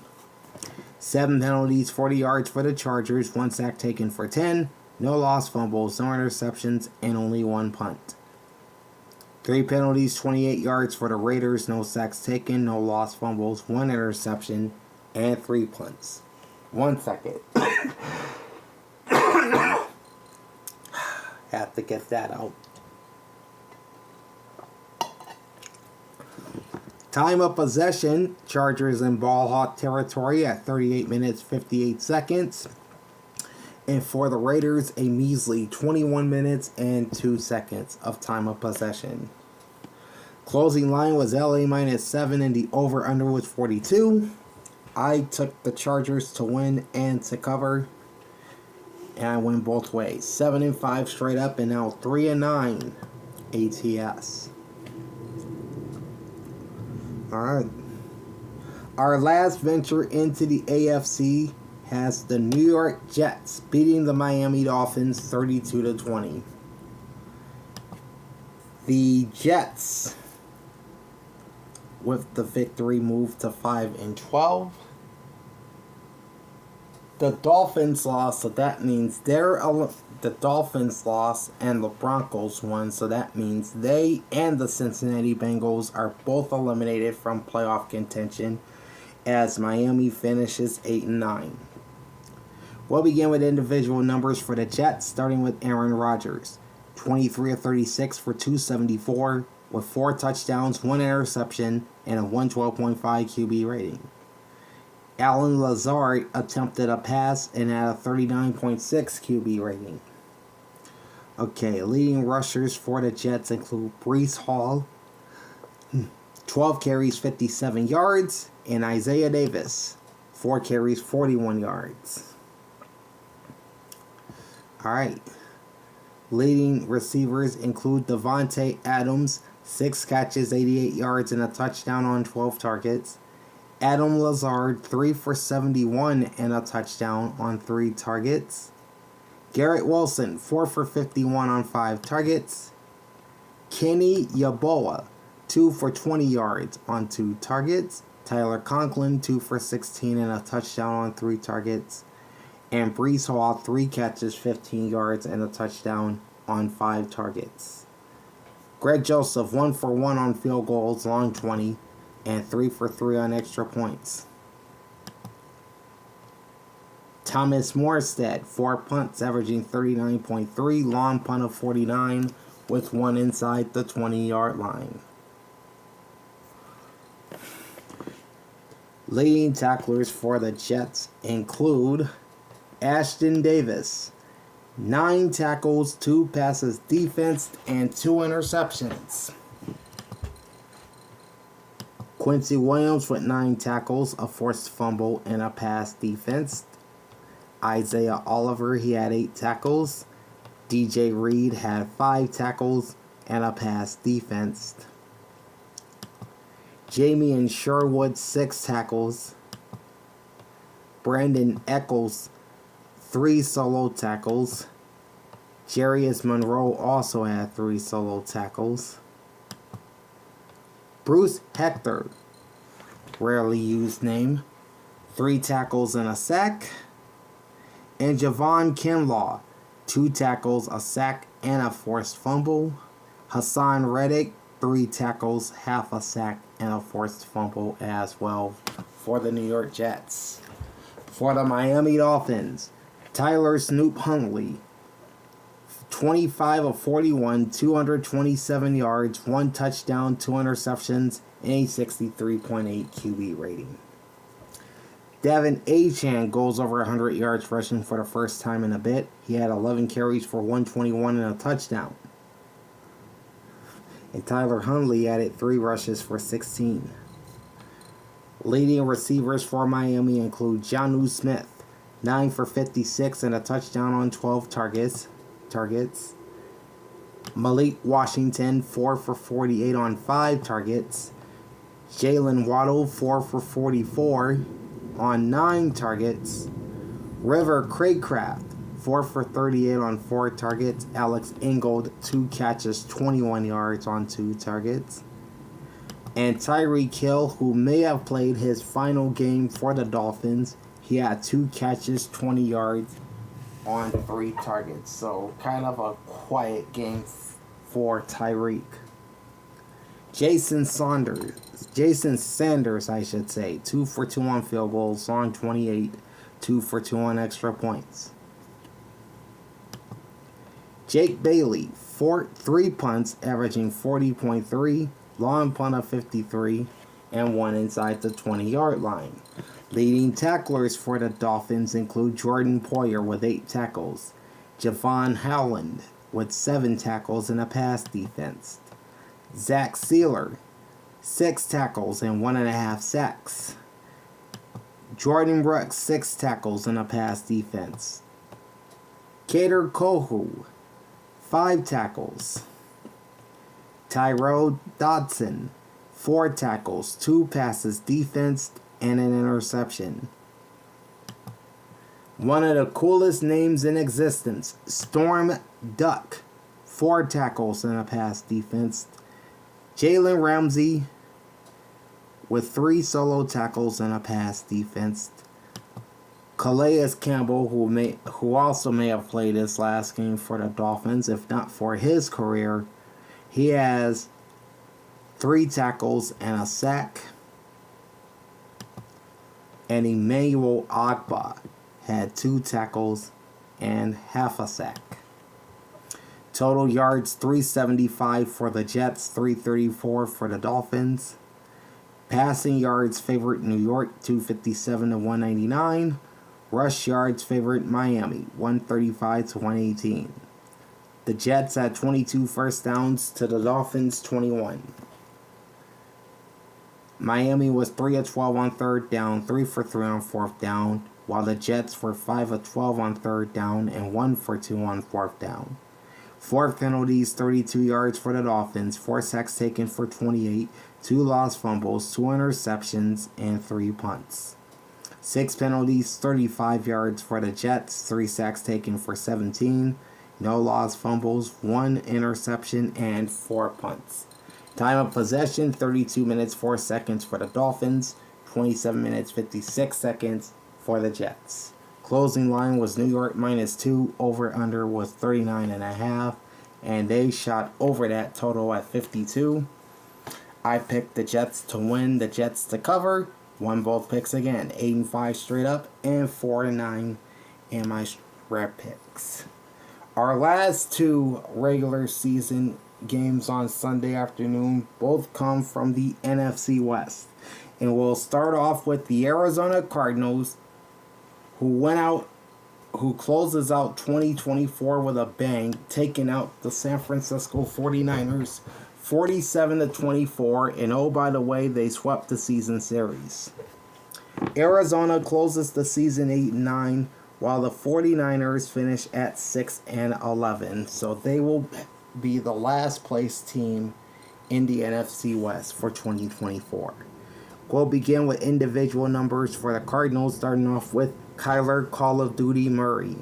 25 of 35, 242 yards, 4 touchdowns, no interceptions, solid QB rating of 128.5. Kyler also had 3 carries for 22 yards, transitioning over to the running game. Tony Jones had 4 carries, 55 yards, and a touchdown. Michael Carter had 17 carries, 43 yards, and a touchdown. And DJ Dallas had 1 carry for 22, and that was a pretty big one. Leading receivers for the Cardinals include Trey McBride. 7 catches, 65 yards, and he found the end zone yet again. Marvin Harrison Jr., likewise, 5 for 63 and a touchdown. McBride had 11 targets. Harrison had 6. Craig Dortch the Torch, 4 for 47 and 2 touchdowns on 4 targets. Zay Jones, 4 for 46 on 5 targets, and Michael Carter, 4 catches, 16 yards on 4 targets. Chad Ryland, 2 for 2 on field goals, long 51. Yeah, perfect 5 for 5 on extra points. Michael Pilardi, 4 punts averaging 45, long punt of 48 with 1 inside the 20-yard line. Leading tacklers for the Cardinals include Jalen Thompson. He had 10 total tackles leading the team.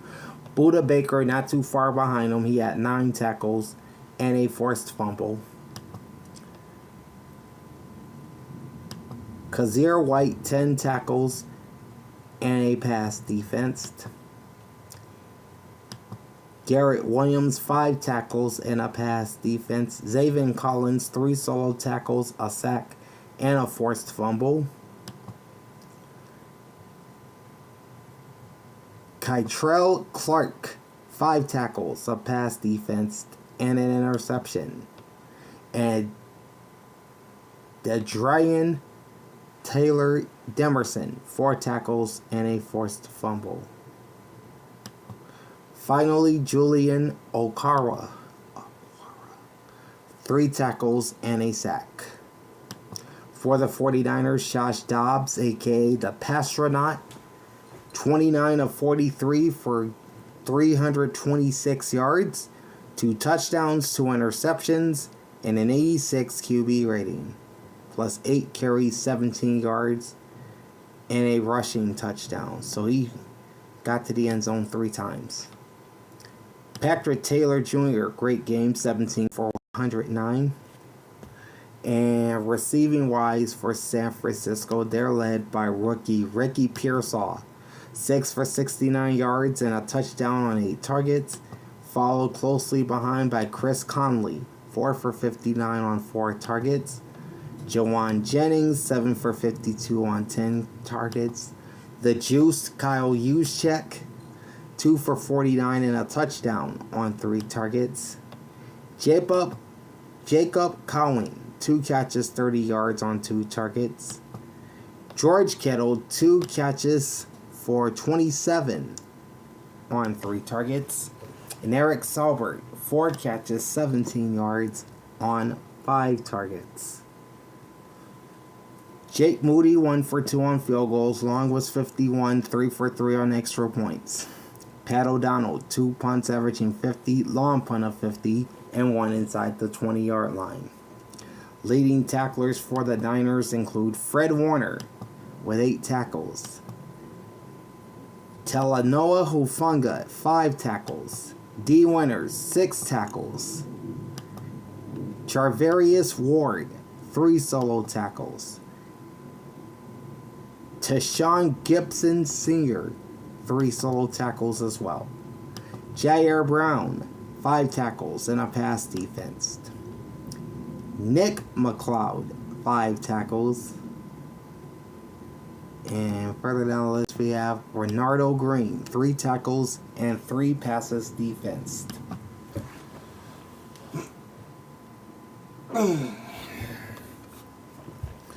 Total yards were 436 for the Niners and 393 for the Cardinals. Passing yards favored San Francisco, 298 to 242. Rush yards favored Arizona, 151 to 138. Both teams finished with 26 first downs.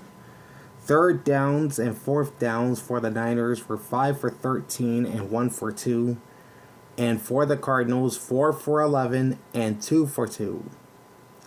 13 penalties, 85 yards for the Niners, 2 sacks taken for 28, 1 lost fumble, 2 interceptions, and 2 punts.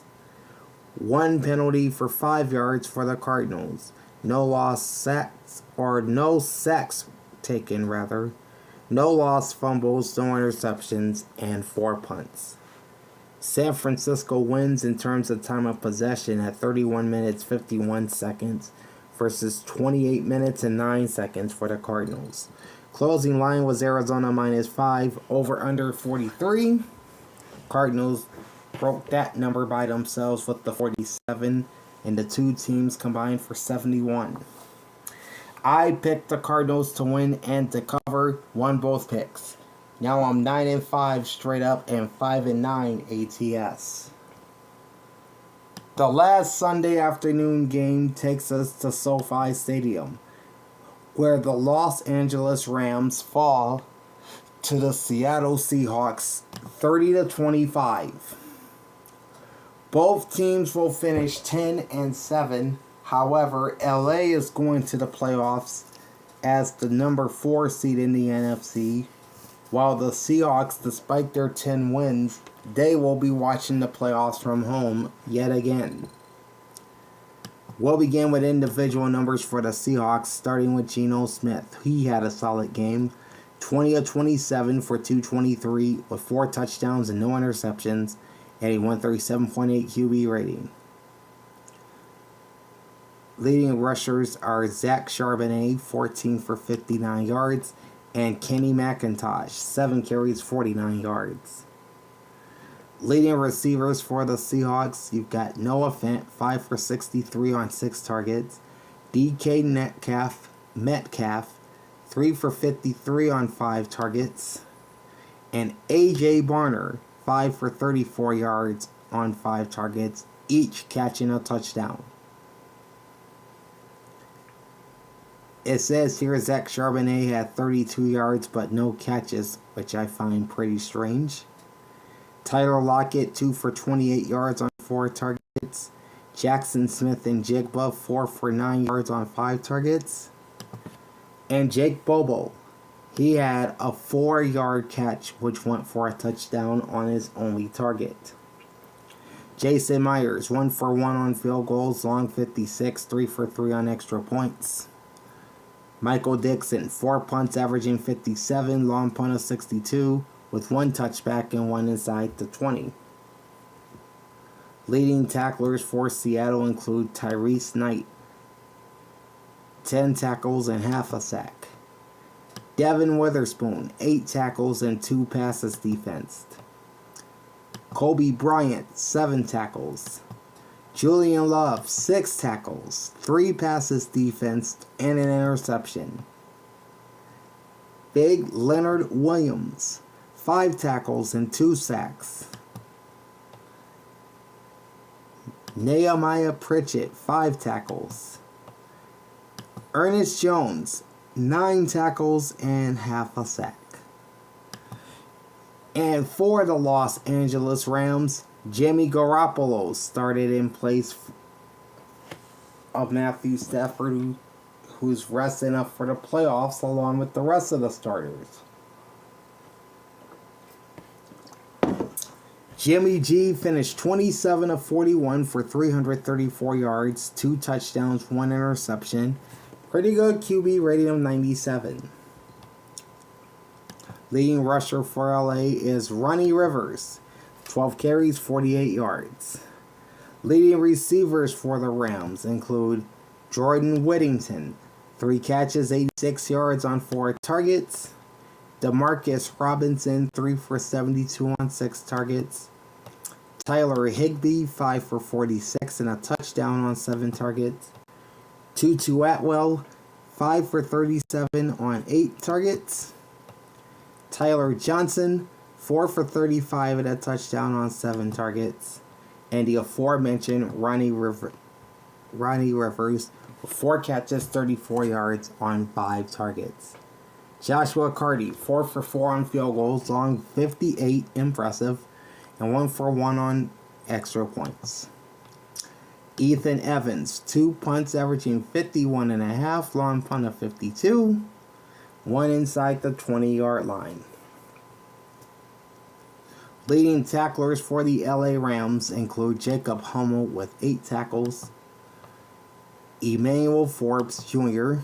with 5 tackles and a pass defense, Desjuan Johnson, 5 tackles and a sack, Jalen McCullough, 5 tackles, Josh Wallace, also 5 tackles. And then you have 4 tackles each from Cameron Kitchens and Michael Hoch. Total yards are 403 for the Rams, 336 for the Seahawks. Passing yards favored Los Angeles, 319 to 210. Rush yards favored Seattle, 126 to 84. the Rams had 20 first downs versus 18 for the Seahawks. The Seahawks were 6 of 11 on third downs with no fourth downs, and the Rams were 5 for 14 on third down and 2 for 3 on fourth down. Next, starting to hurt a little. 3 penalties, 23 yards for the Seahawks, 2 sacks taken for 13, no lost fumbles, no interceptions, 4 punts. 2 penalties, 10 yards for the Rams, 3 sacks taken for 15, no lost fumbles, 1 interception, and 2 punts. Time of possession, LA 31 minutes 10 seconds, and Seattle 28 minutes 50 seconds. Closing line is Seattle -7, over under is 38.5. I took the Seahawks to win and the Seahawks to cover. Took the straight up pick, pushing my record to 10-5, but I fall to 5-10 with another ATS loss.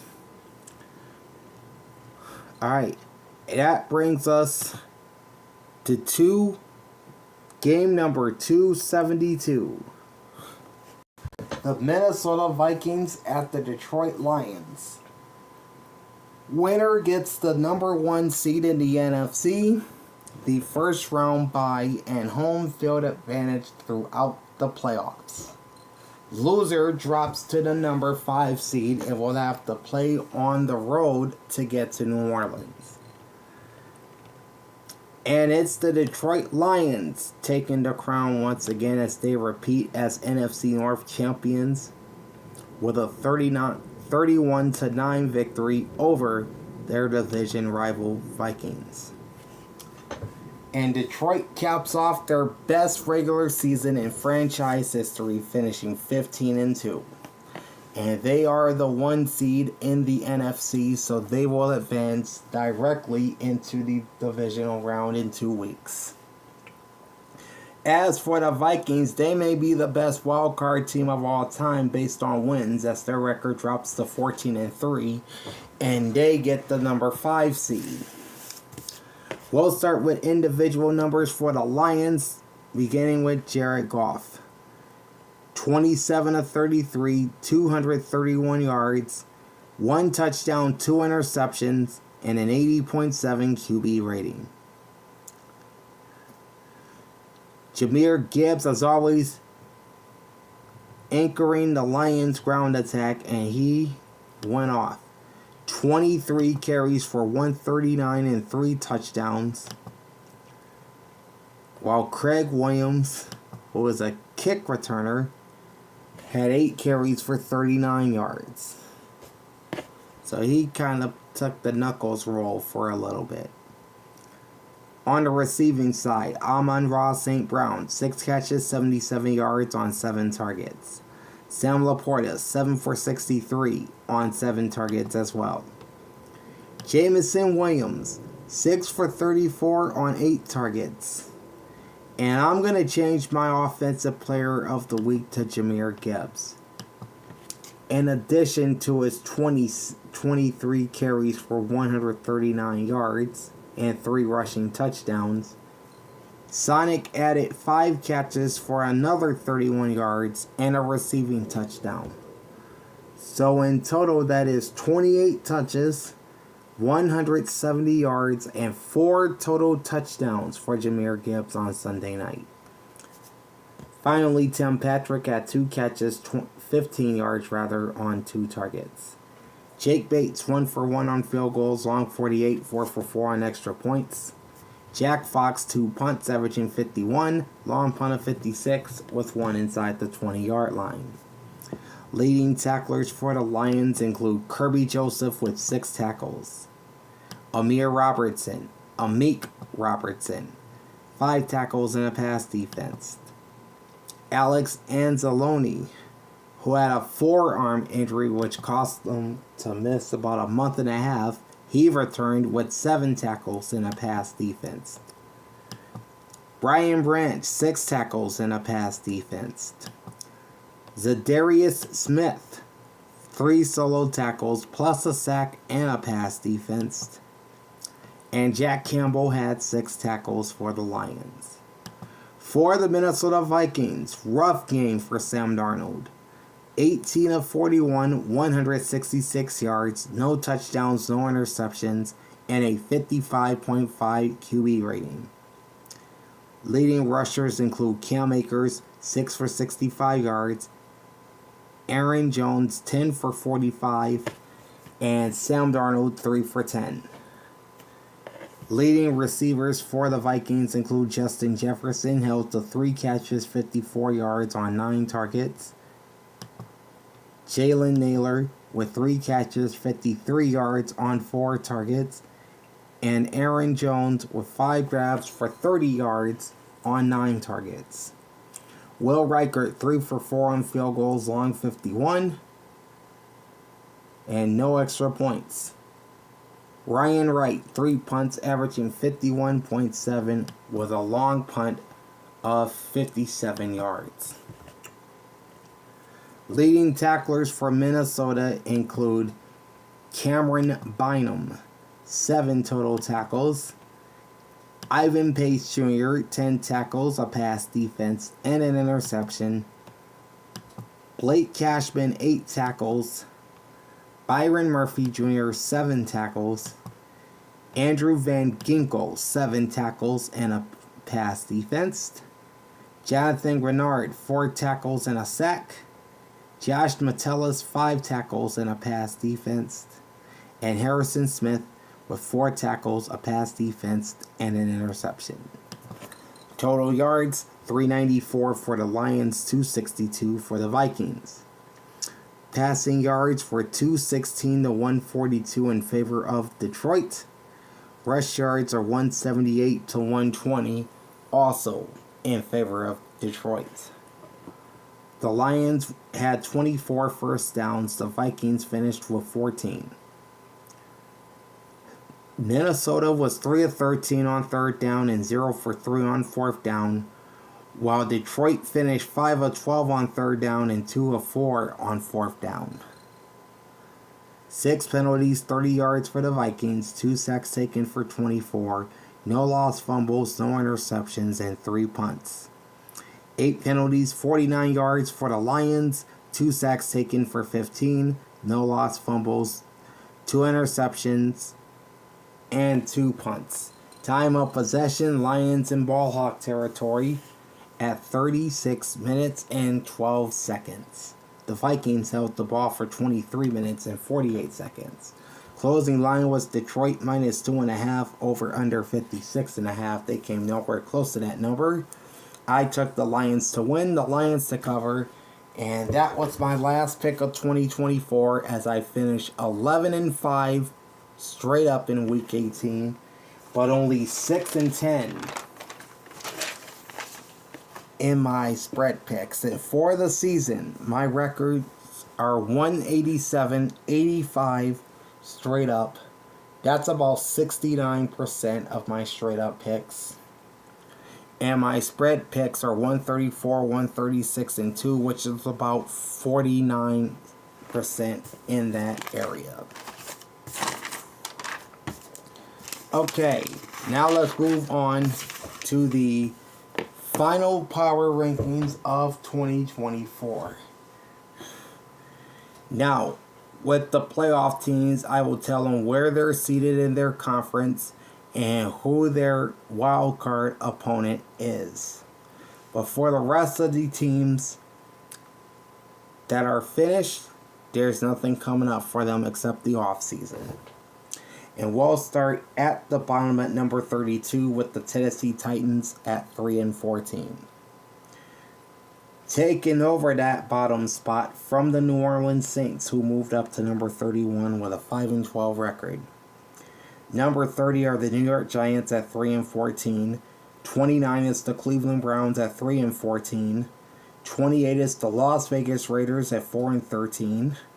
27 is the Jacksonville Jaguars, also 4-13.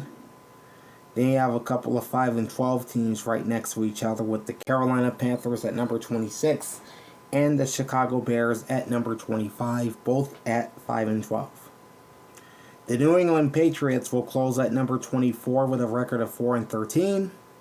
Then it's the Dallas Cowboys at 7-10, taking the number 23 spot. At number 22 is the New York Jets at 5-12. Number 21 is the Indianapolis Colts, while number 20 are the Atlanta Falcons. Both are 8-9. 19 is the San Francisco 49ers, finishing 6-11. Number 18 is the Miami Dolphins at 8-9. Number 17 is the Arizona Cardinals at 8-9. Number 16 is the first of our playoff teams, and that's the Houston Texans at 10-7. They won the AFC South, so they grabbed the number 4 seed in the AFC and will host the LA Chargers to kick off the playoffs on Saturday.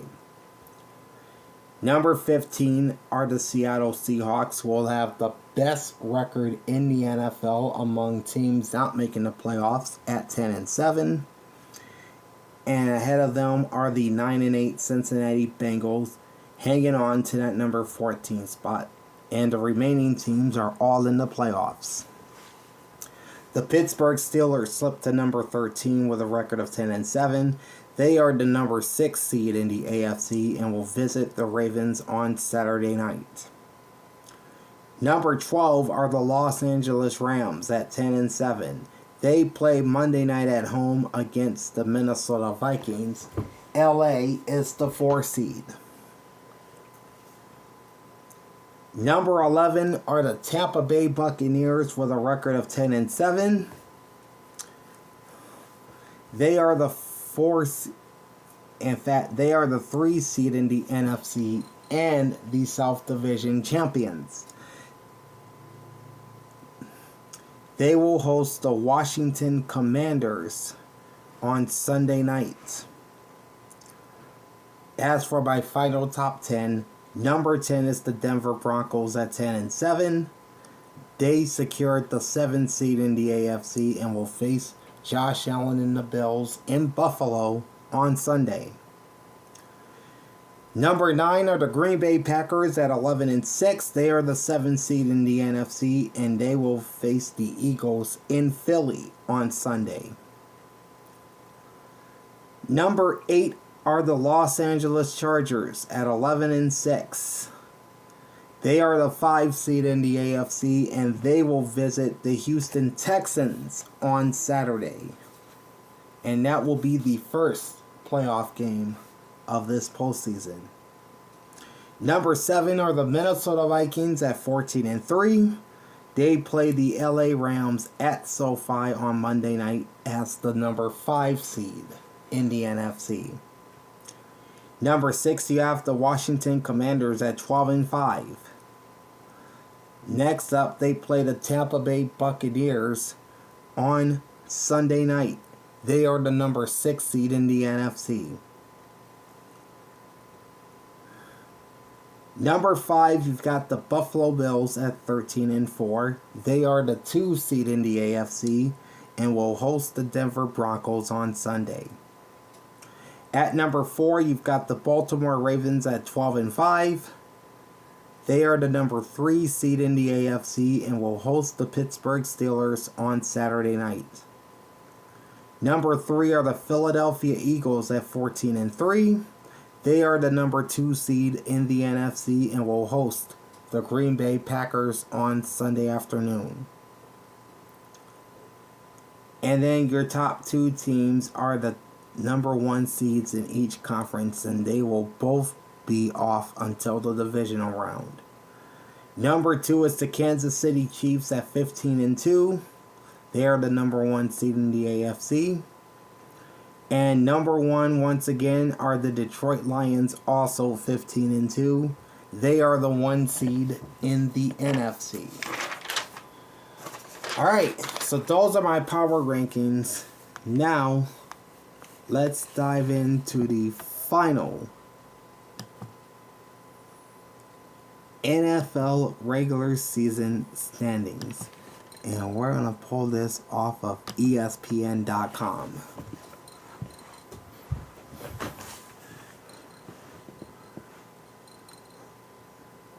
Alright, let me for just a second while I get this set up.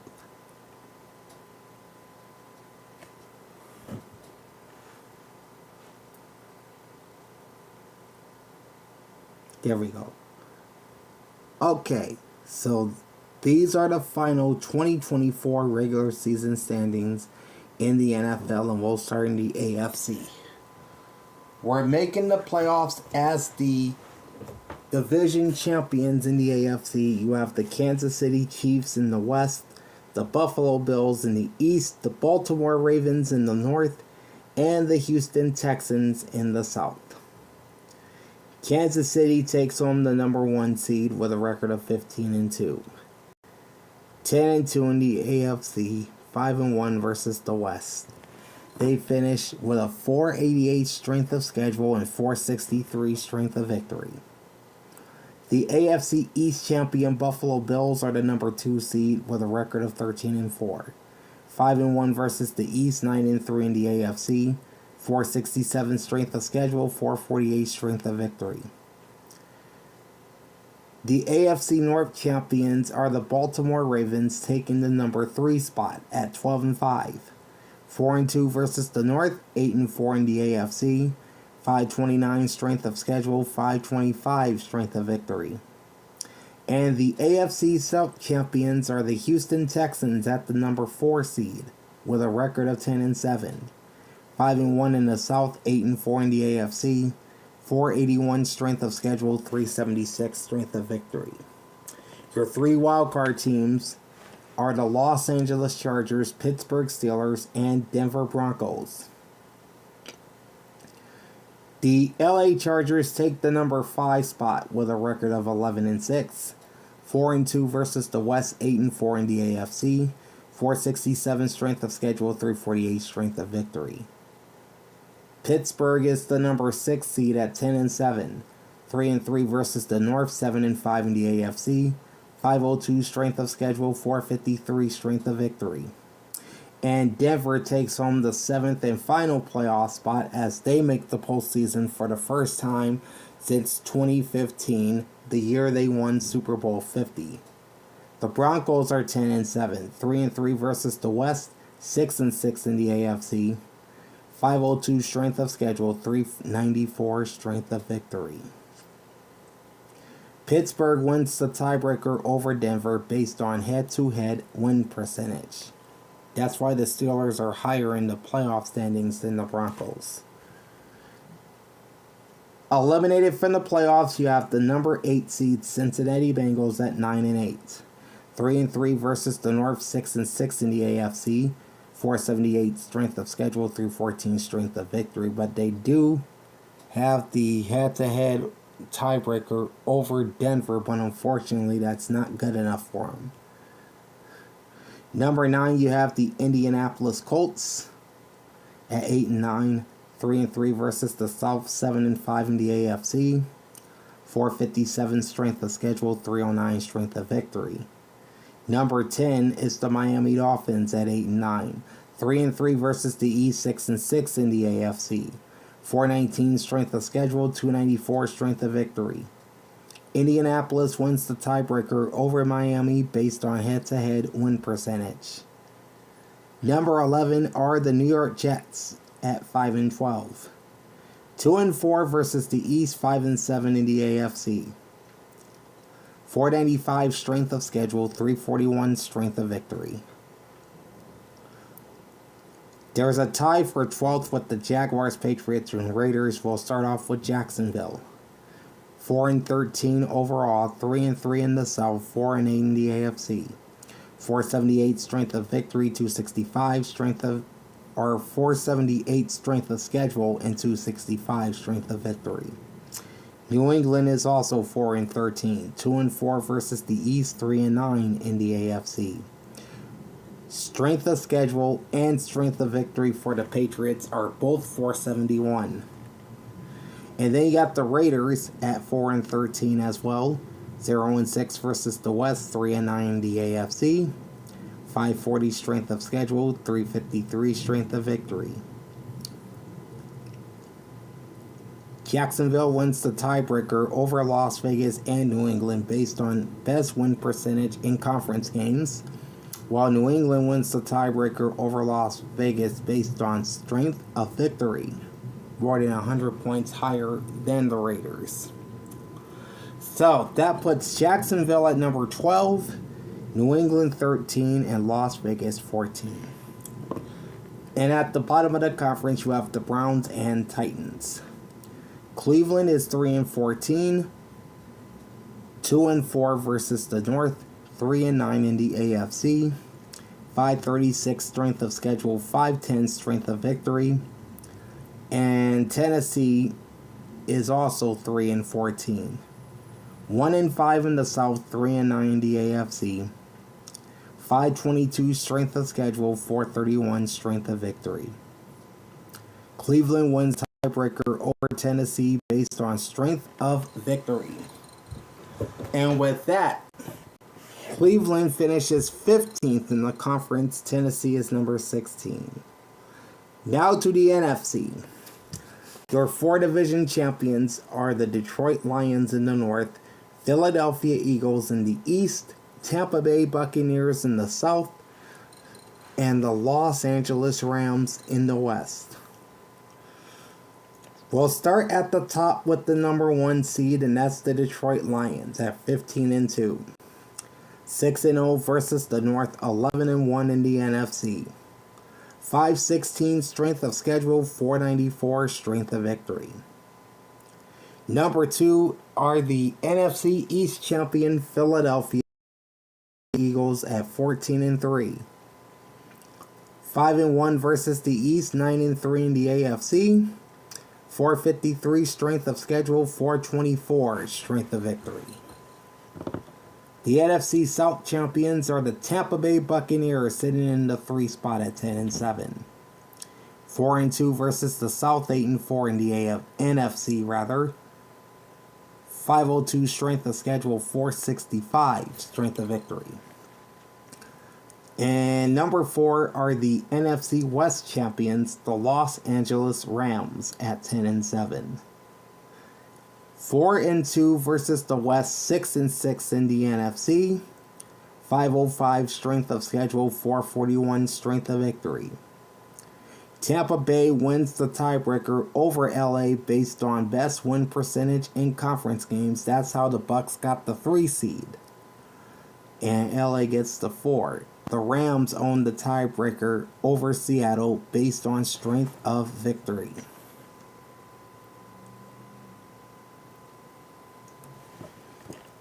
Their 3 wildcard teams are the Vikings, Commanders, and Packers. We'll start off at the number 5 spot, and that's the Minnesota Vikings at 14-3. 4-2 versus the North, 9-3 in the NFC. 474 strength of schedule, 408 strength of victory. In the number 6 seed, you've got the Washington Commanders at 12-5. 4-2 versus the East, 9-3 in the NFC. 436 strength of schedule, 358 strength of victory. And the 7th and final spot goes to the Green Bay Packers at 11-6. 1-5 in the North, 6-6 in the NFC. 533 strength of schedule, 412 strength of victory. Eliminated from the playoffs, at number 8 you have the Seattle Seahawks at 10-7. 4-2 versus the South, including or rather 10-7 overall. 4-2 versus the West, I should say, and 6-6 in the NFC. Sorry about that. 498 strength of schedule, 424 strength of victory. In a tie, you have the Falcons and Cardinals. Atlanta is 8-9. 4-2 versus the South, including a sweep of the newly crowned division champion Bucks. And 7-5 in the NFC. 519 strength of schedule, 426 strength of victory. Arizona is also 8-9. 3-3 versus the West, 4-8 in the NFC. 536 strength of schedule, 404 strength of victory. Atlanta wins the tiebreaker over Arizona based on best win percentage in conference games. As you see, they're 7-5 versus 4-8. That puts Atlanta at number 9 and Arizona at 10. Number 11 are the Dallas Cowboys at 7-10. 3-3 versus the East, 5-7 in the NFC, 522 strength of schedule, 387 strength of victory. Number 12 are the San Francisco 49ers at 6-11. 1-5 versus the West, 4-8 in the NFC, 564 strength of schedule, 402 strength of victory. Then you got a three-way tie with the Bears, Panthers, and Saints. Chicago is 5-12, 1-5 versus the North, 3-9 versus the NFC. 554 strength of schedule, 388 strength of victory. Carolina is also 5-12, 2-4 versus the South, 4-8 in the NFC. 498 strength of schedule, 329 strength of victory. And New Orleans, also sitting at 5-12, is 2-4 versus the South and 4-8 in the NFC. 505 strength of schedule, 306 strength of victory. Chicago wins the tiebreaker over Carolina based on head-to-head win percentage. The division tiebreak was initially used to eliminate New Orleans. Carolina wins the tiebreaker over New Orleans based on strength of victory. So that puts Chicago at 13, Carolina at 14, and New Orleans at 15. Which means the bottom feeder in the NFC, the number 16 team, is the New York Giants at 3-14. 0-6 versus the East, 1-11 in the NFC. 554 strength of schedule, 412 strength of victory. And with that, the 2024 NFL regular season has come to an end. I hope you enjoyed these videos all season long, and I'll keep doing these throughout the playoffs. We will be back tomorrow with my NFL wildcard game picks and the announcers for all 6 games on Super Wildcard Weekend. That'll drop tomorrow, so make sure you join me for that. In the meantime, like, comment, and subscribe to my channel. Ring the bell and get notified every time I go live. Big Al signing off.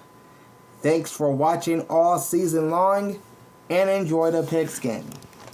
Peace out.